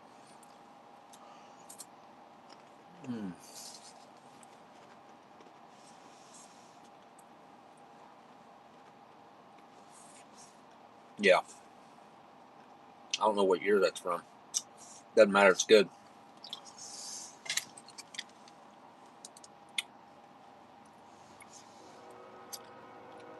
Strawberry jam.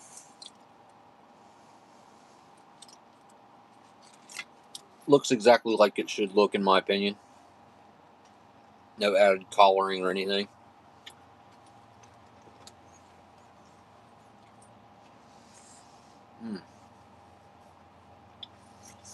I don't know what to do about this. I've never seen one of these. I halfway hate to open it. I'll probably never see another one.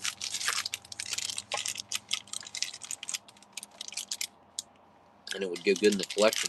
I don't know what it is. Like a protein bar, maybe? It's that long.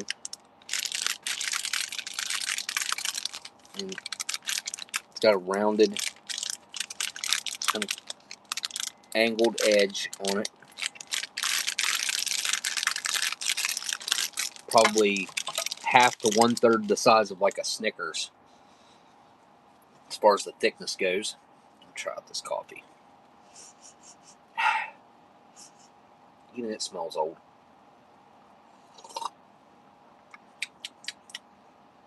Tastes exactly like it smells.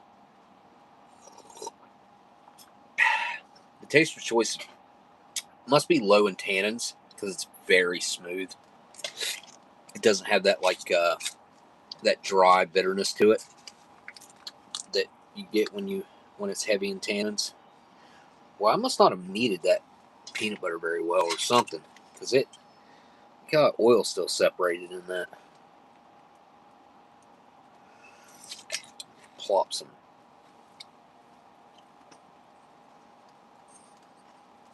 Looks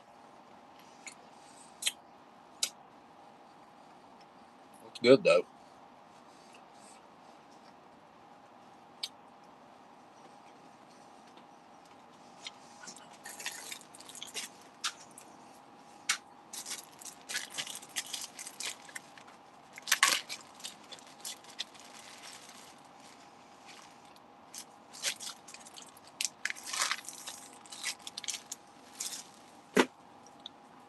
I'm going to add one of these to it and see if it helps it.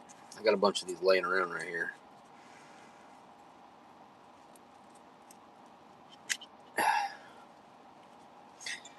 These are from back when my dad was in the hospital, I think. And I don't have, well, I ain't going to get another spoon. Use my finger.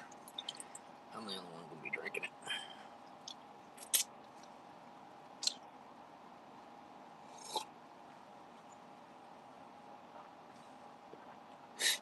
Yeah, that helped it. Took some of that old weird flavoring out of it.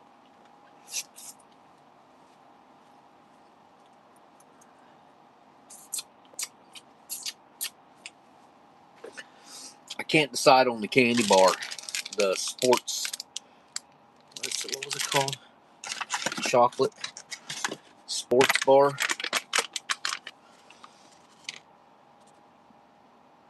Huh. Tell you what. Flip this around and I will see if I can look one up. Surely somebody else has opened one before. Because I don't know that I have any other 2004s right off the top of my head. I might.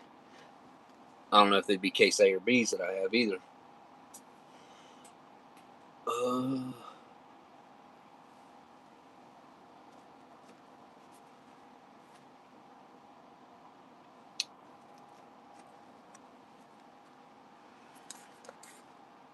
remember how these Spartas were. Spartas. These I've had one each week. These are serious. These French Gala-Louise or Gala-Louise. These things are potent. I don't remember what these were like though. I'm gonna have one.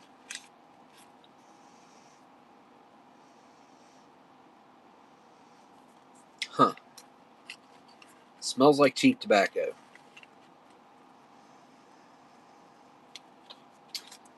Oldest and rarest. Ugh. Rarities. Ew, that's hard to judge.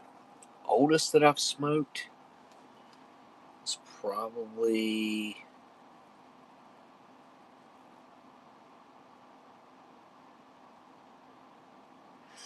I think I broke some out at the second MRE meetup that were from 1919. I think that's the oldest ones that I've smoked, and they were really dry. They weren't bad or anything. They were a bit overly dry. That's probably the oldest I've had.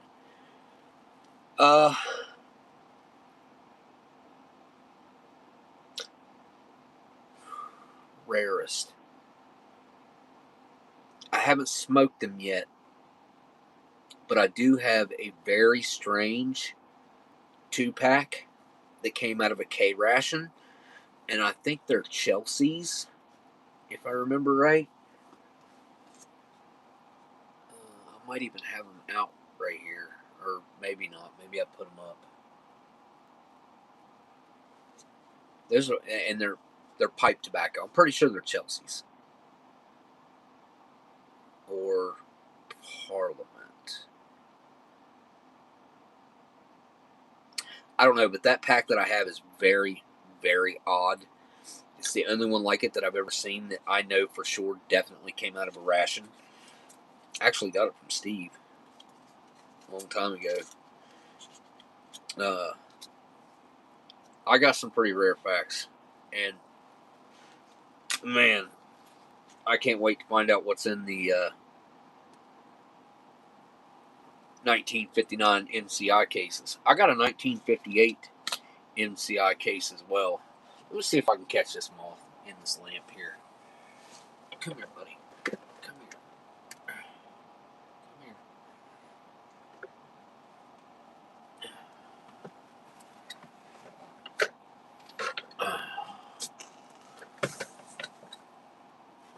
Come on out there, bud. Come on. I want to help you. I don't want to touch you because then you won't be able to fly. Come here. Here, get on my hat. Get on my hat.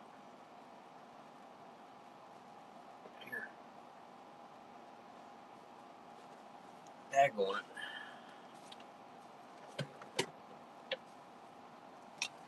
I don't want him to die in that lamp.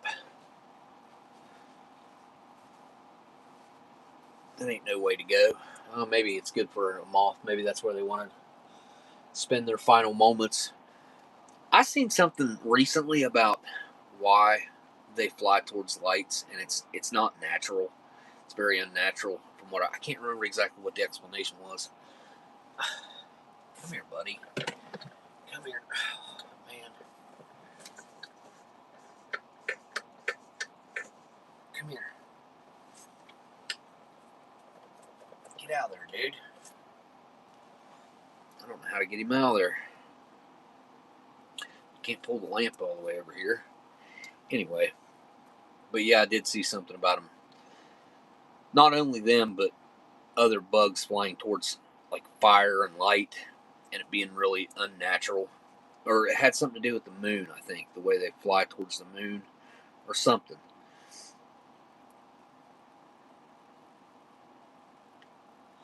Yeah, they've killed them all. I mean, you gotta.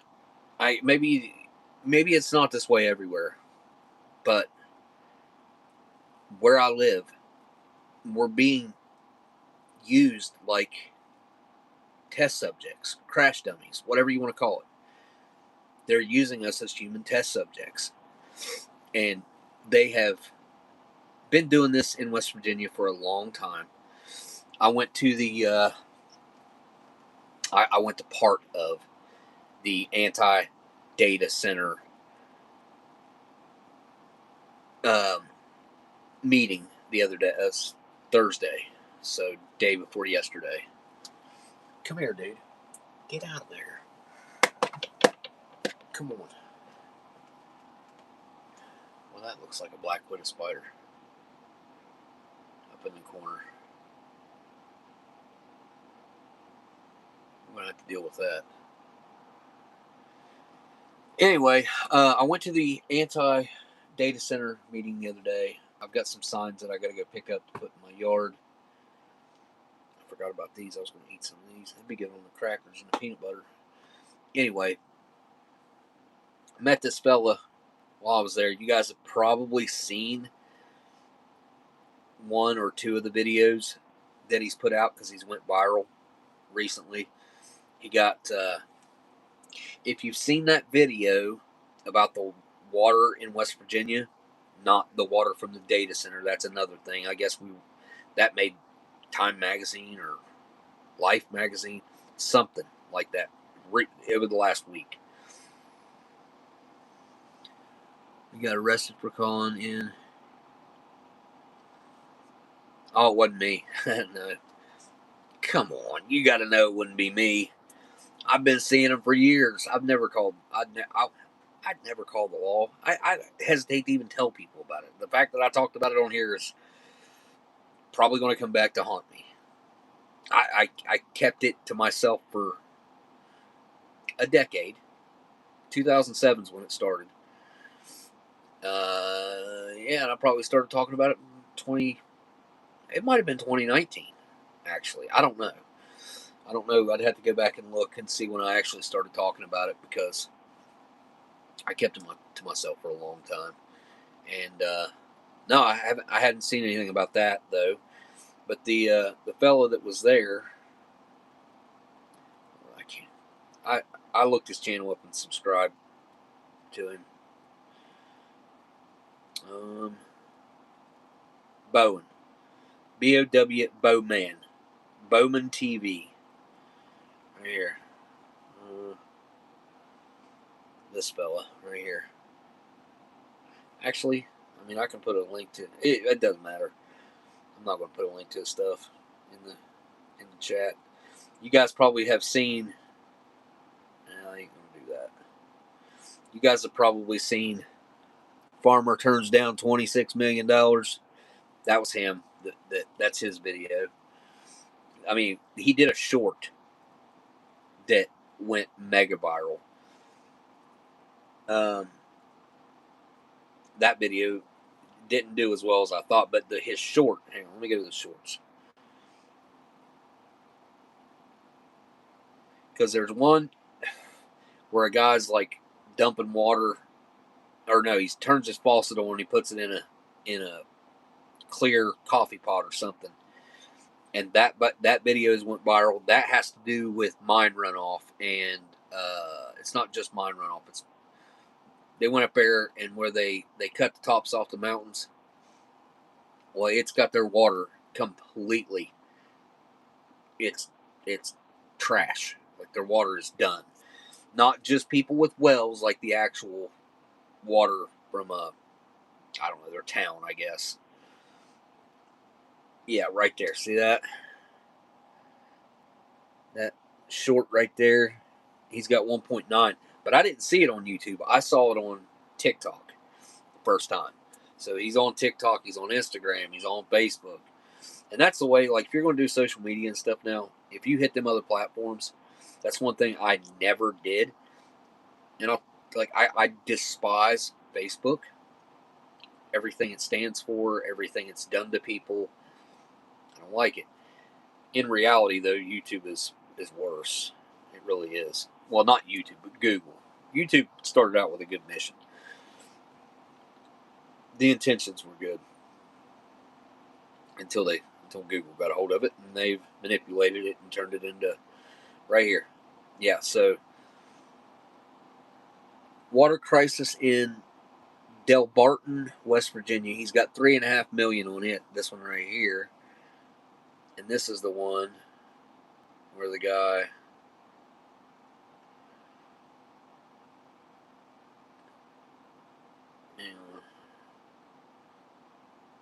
goes around and shows the runoff and explains it and stuff. But anyways, we've got issues in this state bad, and we also have.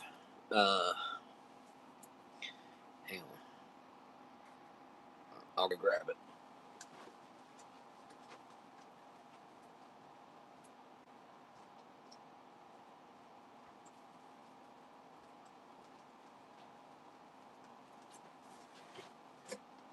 Right here. House Bill 2014. Right here. So I watched part of, I don't know if it was a House meeting, probably was, but I watched part of the House meeting. And if you want to see one of the worst piece of legislation against any Americans outside of the Patriot Act, this is Patriot Act level. This literally removes all of our rights when it comes to data centers. West Virginia Legislature 2025 regular session. And this passed, by the way. Now, it has to, it's got to pass. Well, it might have actually passed. I can't remember.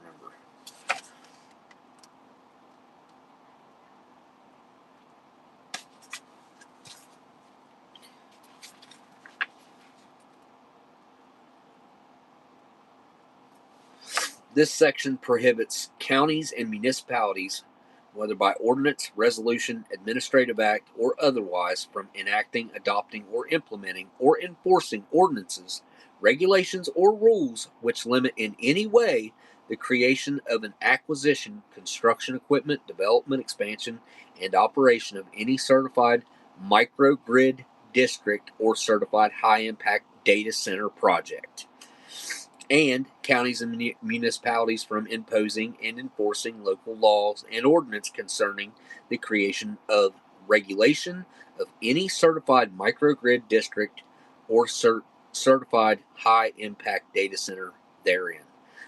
This bill, every single one of them that voted for this, they need voted out. And we don't even need to wait. We need to impeach every one of them. And we need to reverse this. This is ridiculous. It's beyond ridiculous.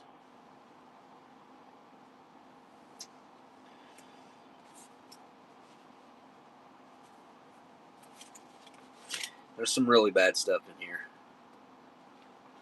Really bad stuff. I mean, the whole thing, actually.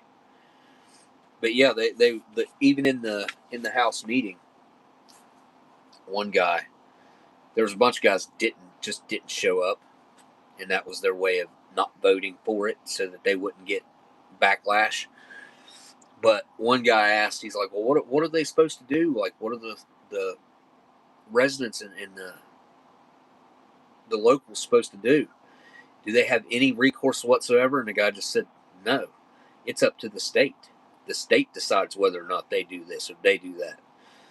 It's crazy what's going on right now. They're shoving these data centers down our throats, and they're all getting paid. And they're taking the so like the money that would be coming into my county, right? So my county should prosper because it's getting the largest data center in the world owned by Google, right?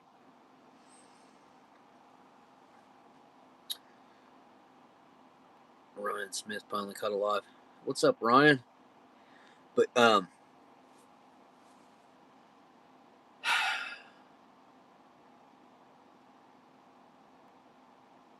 we're having these meetings. They've demolished the area. Like, it's going to go clear out to where the whole Mothman stuff is. Like, they're wiping out all of that. I can't remember how many acres. It's a lot. It's a lot of acreage. A lot. And they have... So, I fought this... Well, not this, but it was... They've changed it. What I fought back in October, which was a carbon capture plant. I was on the news and stuff. Got in a fight with a senator down there. A verbal spat, call it. At a meeting down at the courthouse back in October when my dad was real sick. It was supposed to be a carbon capture plant. And we were fighting that because we don't want it or need it. And sometime in between then and 3 months ago, they slid this data center in. I didn't hear, really nobody heard anything about it. So it's crazy what's going on. 2,000 acres, Amber.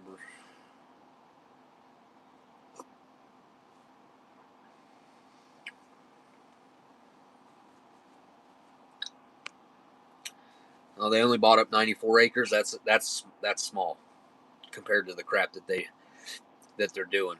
They're wanting to put 3 in my county. They're wanting to put one right up the river. They're pushing and trying to do that.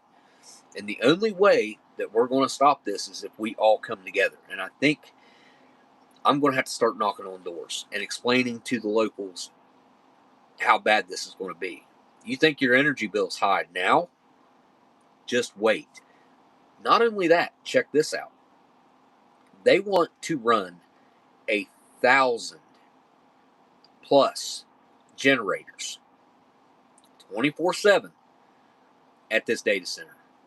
Diesel and natural gas. 1,000. Think about the pollution. I can't even, like, you're talking way more pollution from 1,000 generators running 24/7 than a power plant, even. Yeah, way more. Way more. Power plants are actually pretty efficient when it comes down to the amount of pollution that they're putting out, the exhaust that they're putting out, which is burn up coal exhaust and steam. They let steam off of the cooling tower. I don't know, man. We're in trouble if we don't stop this. And not only that, like the flock camera situation and all that information going into these data centers. And now Walmart is going to have all their tags switched over to digital by October, I believe. September, October is their deadline to have every store switched over to digital tags. And the digital tags have little tiny pinhole cameras in the top right-hand corner. They recognize you. They run your background, what you have in your bank account. You're giving them that information when you sign up for a Walmart account. You're literally signing over your information when you sign up for a Walmart account. And if you buy a Vizio TV, you can't turn that Vizio TV on, make it function. the apps and everything that are on it. So you might be able to hook a cable TV into the back of it without having it, like, setting it up. But you have to start, if you don't have one, you have to start a Walmart account or sign into your Walmart account. If you have a new, Walmart bought Vizio. Walmart bought Vizio out. Vizios were decent TVs. That was the first flat screen I ever bought. Well, I bought a plasma. It's actually still sitting right there. Glass screen and everything. Super heavy. Anyway, what I was saying, they facial recognition. They then run your background. They have AI assessing what your mood is, what you have in your bank account, what your tendencies are, what you typically buy, your tendencies of purchase, how much money you typically spend on items in any sector. It makes a real quick assessment of you, and then that tag will flash with the price that you will be willing to pay. That's happening already. It's not like it's gone. That's already happening. That's what's going to be in it. The solution, my personal opinion here, is stop shopping at Walmart. Like, that's what we're going to have to do.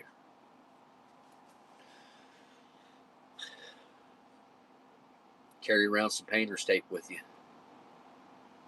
That way as to not damage their equipment, and stick just a little piece of painter's tape over the pinhole camera. They're still going to be, what's it called, when they charge more at different times of the day. I can't remember what that's called. It's called,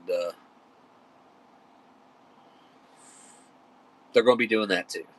Not only the individual pricing, but they're also going to be doing, like, peak time.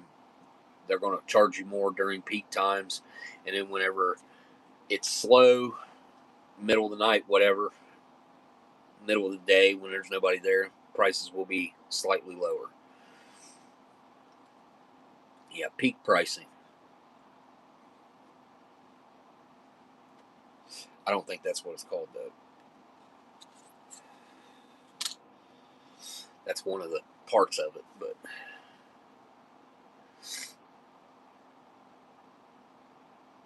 I don't know what we're doing.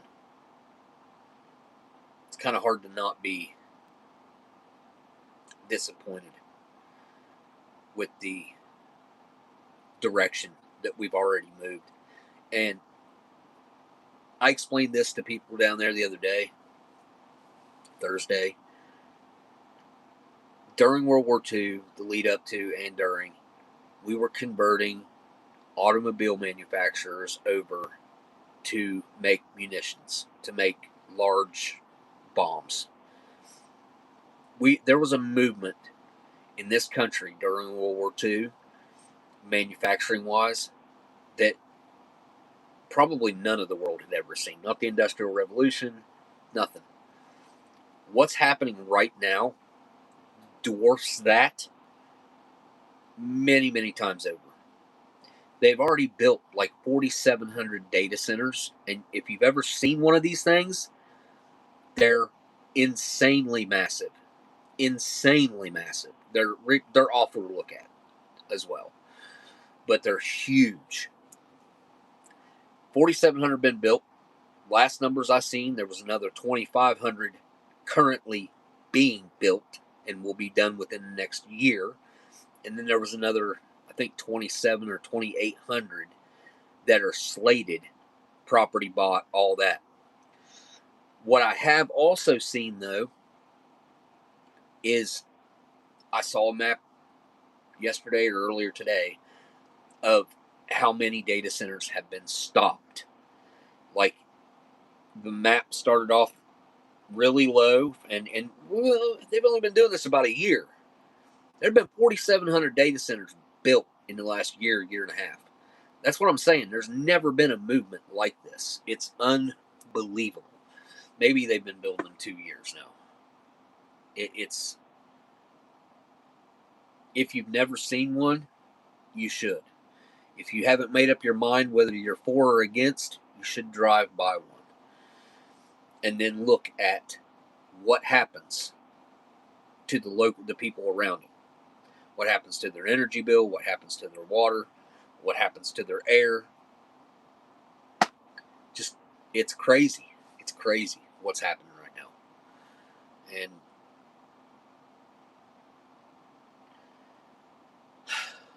I don't know. It's hard to have a positive attitude about it. I know that. Or even a neutral one. Not once you've seen it and you realize what's going on. And what they're doing to the people that live right next to this one that they're building right down here that just flooded, and it's made national news. It's dirty. Like, they're blasting rock music first thing in the morning, all day long, right at their houses, trying to drive them out of there. The dust is killing their animals and them. It's crazy what they're getting away with right now. And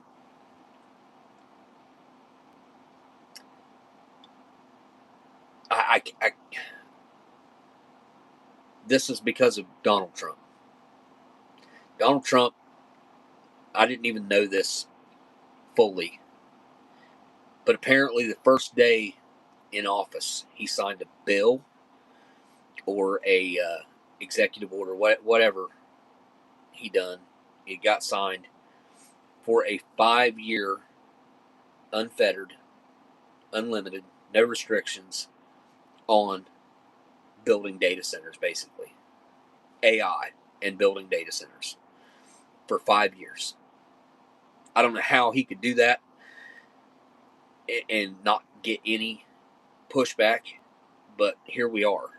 Look at what's happening.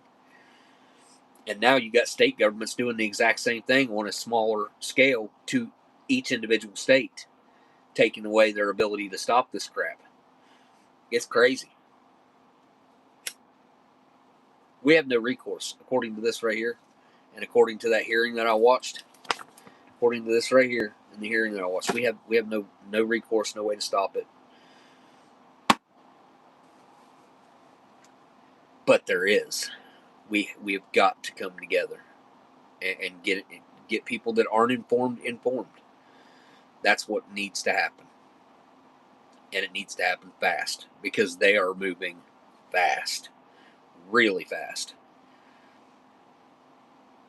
Again, we've never seen anything like it in our lifetimes, and there might be some people still alive that saw what happened during World War II that could probably directly tell you that this that's going on dwarfs that. New oil, alien, speculative. Yeah, I know. It's all speculative. It's speculation. Speculative and excessive, and the only players are billionaires that can afford the data centers. Well, here's the big kicker. What you just said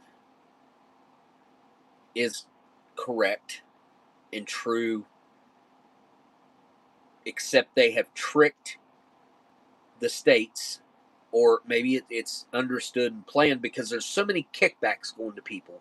Like the 8 that sit on the board for this county that they're trying to shove 3 data centers down our throat, and the largest one in the world right down the road right here. I want to know what kind of funds have been moving around in the orbit of family members. I want to know, because this is not something that you would do to your community without there being some crazy payday for you. I can't imagine that none of these 8 people have any ethics whatsoever. I mean, I guess it's slightly possible, but I don't think so.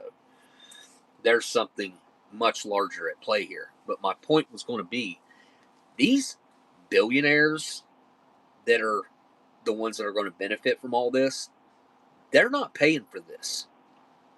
We are. We're paying to build these things, not them.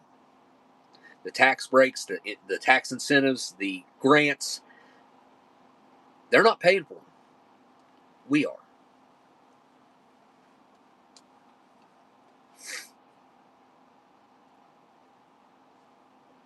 you really got to start getting technical and looking at the finer details to understand that that is the case. That's what's happening. I think something is going.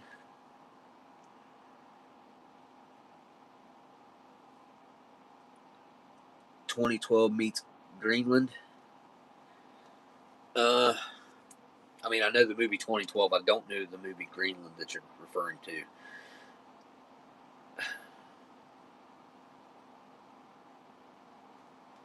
So when you take into account the UFO files that they've released, which is literally nothing that we didn't already know. Like, all they're doing is saying, yeah, you guys have been right the whole time. You conspiracy. I despise the term conspiracy theorist. There's a lot of time, effort, and work goes into most of us who are considered conspiracy theorists. We don't just say things to say things. We've done our research, which is another thing that has plagued America. If you get into some sort of discussion about politics or anything serious, people, well, do your own research, and why don't you just research it more? And that's not really how the world has ever worked. Yes, you should be informed, but it shouldn't be nuance after little nuance after little nuance that makes up everything. It should be pretty cut and dry what is going on.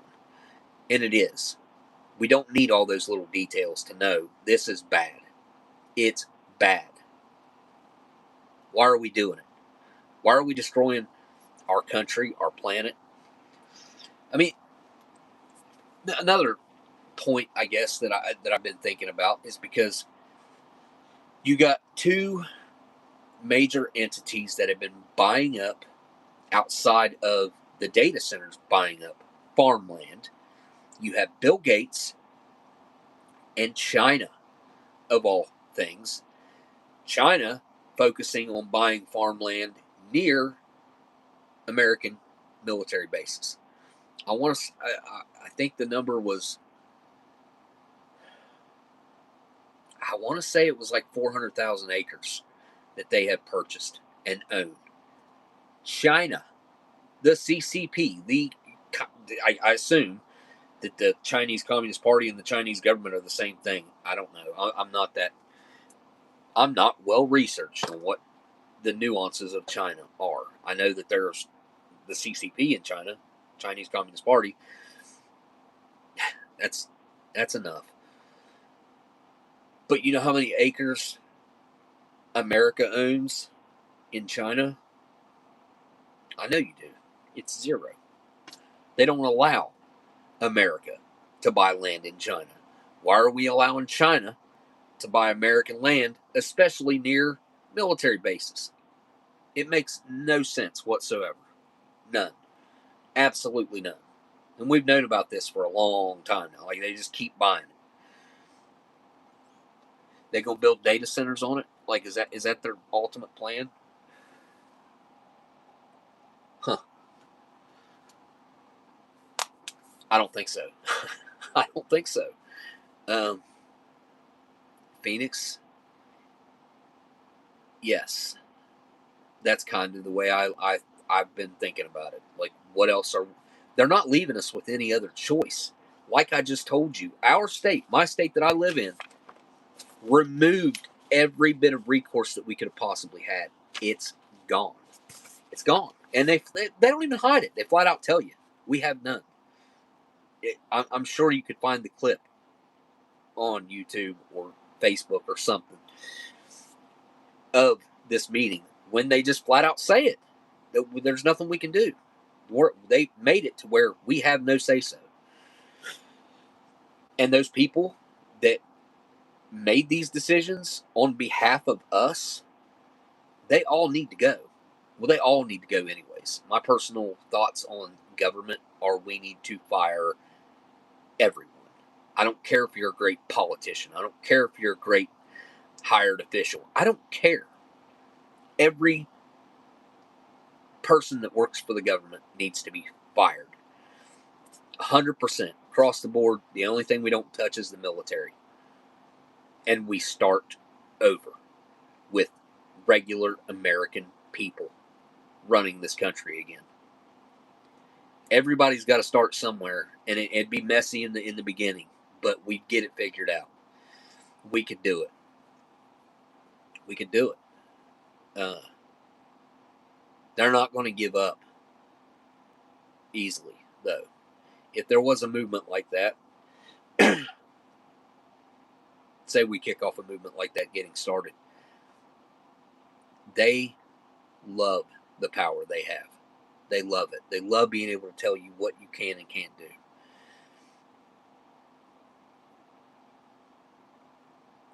Yes, so I have been thinking about that, Phoenix, exactly. And I think we should have a lottery. I think everybody should have to do a stint of public service. And whatever your profession is, whatever you're making, you should make that and then a little bit extra. Regular American people, I'm talking regular working class American people. We pay people so they don't have to switch up their lifestyles. They don't have to lose money. They don't have to do anything. But you got to serve at least 2 years, if not 4. Everybody. It's a lottery system. Your name gets pulled just like the jury, like having to do jury duty. Yes, you're right, Tim. It's like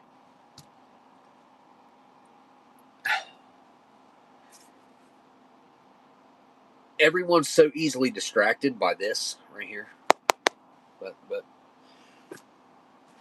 do I do with it? Huh. I don't know what I've done with it. Anyways, phones, computers, television. You get comfortable in your lifestyle. We are literally watching the world, our world, America, falling apart around us. They don't spend money on upkeeping our country anymore. They ship all of our tax money. It either goes to corrupt politicians, it goes to fraud, it goes to other countries. What about here? We're supposed to be, that money's supposed to be for upkeeping our own country and for us to thrive. And if we were to eliminate 85 to 90% of the government bloat that we currently have, we would immediately start saving money. But I know for a fact, most of, if not all of you in the chat right now knows that they get a budget every year, and this goes for like state road, this goes for everything all the way up to the state senators. They get a budget. Let's say my county, for the state road in my county, they get a $4 million budget this year. I don't know what it is. I'm just saying, throwing a number out there. If they don't spend $4,005, anything they're going to lose money next year, and they won't allow that to happen. Oh no, we cannot let the budget go down. No, we've lost the plot. You're supposed to be looking to efficiently do the jobs and save us money, not see how much you can spend and how ridiculous the things that you buy can be. Not buying new office chairs every year just because you want to burn through the budget, stuff like that, and the rest of it, they go in the dumpster. That's what happens. We have, well, don't even get me started on the Fed. The Fed is a joke. The Fed doesn't need to exist. And now this guy that Trump just put in there, being all over the list, and I have a problem with the Fed anyways. The Fed should have never existed. 1913 should have never happened. And the guys that were going to stop 1913 from happening went down with the Titanic. And that wasn't by accident. Conspiracy. No, it isn't. Just look. Look at the evidence. They were fighting. They were the ones that had the money and the influence to stop it. And just conveniently, they happened to be in the middle of the ocean and go down. Yeah. And on the unsinkable boat, by the way. Nothing's a coincidence. Nothing.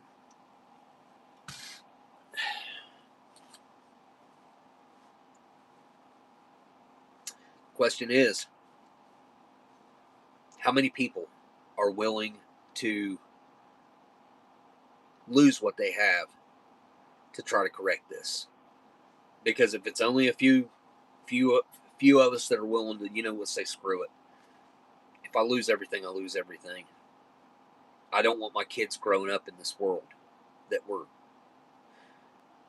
imminently facing right now. It's going to take a lot of us, but we outnumber them at least 10,000 to 1. We have the numbers. It's just how many of that 10,000 will do anything.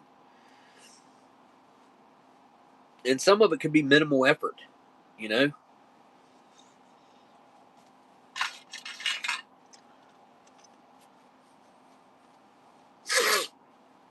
don't know.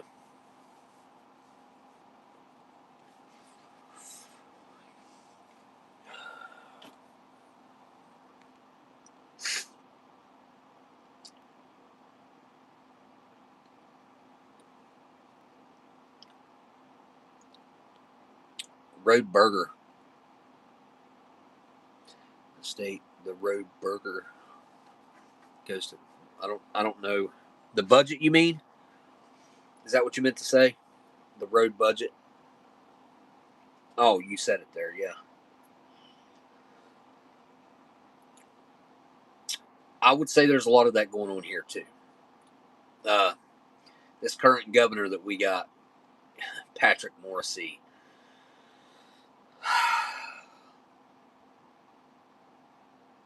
he's got no business being the governor. And I'm not a fan of Jim Justice at all either, the last governor we had.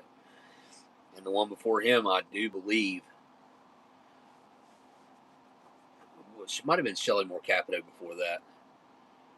And then we had Joe Manchin before that. And he was one of the better governors we've had in my lifetime. But he also had some really twisted stuff that when he went to Washington, when R.C. Byrd died,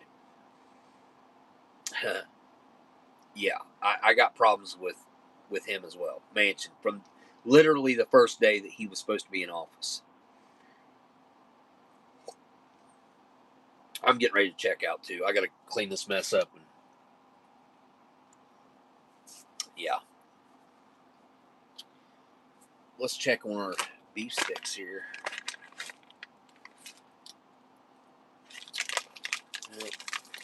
The Bulls is 0 decay. You could still eat that if you wanted to. It's not even, well, it's a little bit hard to about right there. And I pushed it up to where it would get air like this. Has anyone seen the Euphrates River drying up into? Yes. Yep, I seen that yesterday actually, or day before. Might have been the day before. Might have been Thursday. Now let's see if the real meat one here, or organic, whatever it says on it. See if it's decayed any. Oh. Nope, not really. It has, I don't know. I don't remember it looking like that. It looks like it's been chewed on. It's weird. It's like it's bubbling up under the skin or something. Look at there. Oh, yeah. Oh, yeah. It's doing something. Something's happening to this one. That's probably going to mold. That's what the last one done, but it done it way faster than this. This should be a moldy, nasty mess, and it's not. But it's doing some interesting stuff. That is really strange what it's doing to this. Like, it looks like blisters. Huh. It's like a fat separation or something. Interesting. Cool. Well, I'll leave it pushed up like that. Stick it back in the pouch. Our food should go bad. You know? I could still eat this. Both of them. I would take a bite of either one of them without a second thought, you know? Finish my coffee. That creamer took that old taste out of that.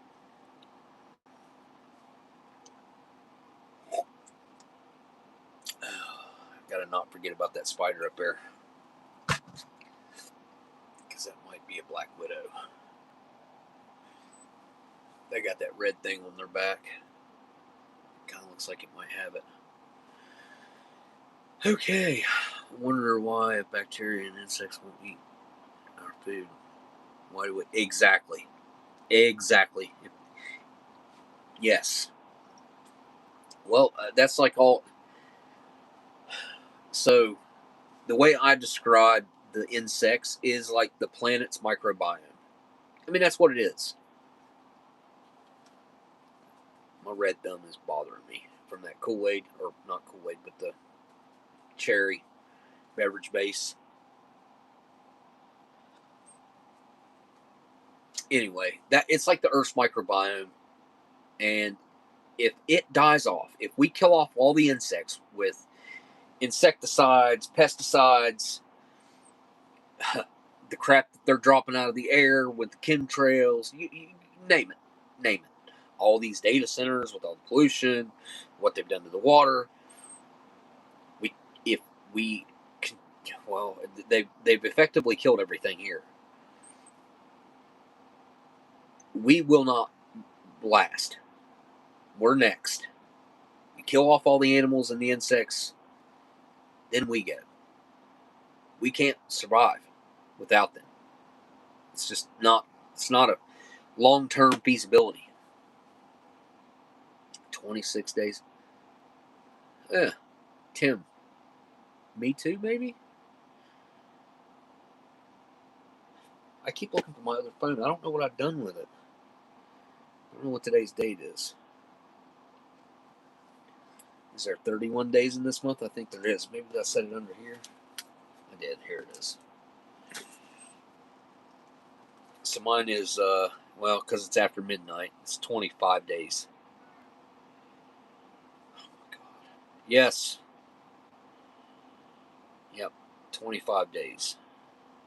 Because, well, mine's on the 24th, so I don't ever do anything for it. 6 months. 6 months would be January, no, December 30th? December 30th? So a few days after Christmas. I don't know. I don't ever think about my birthday anymore. I don't like to get older. Yeah, it used to be cool to get older. Yeah, I'll be 18 soon. Yeah, I'll be 21 soon. Nah. Yeah. Really, after I had kids, I stopped. Well, I never did care about my birthday anyways, but after I had kids, it was not, just didn't seem right. I don't know why. It just didn't.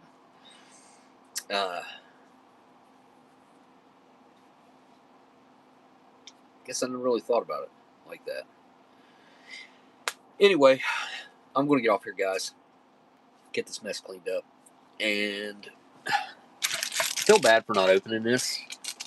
I'm telling you, I don't think I'll find another one. If I ever do find another one, I will open it. I can't guarantee it.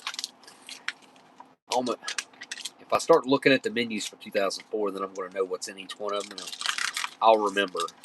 Like, oh, yeah, that's got a cool item in it.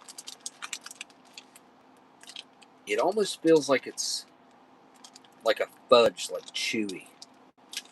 Kind of. It is soft. It is definitely soft.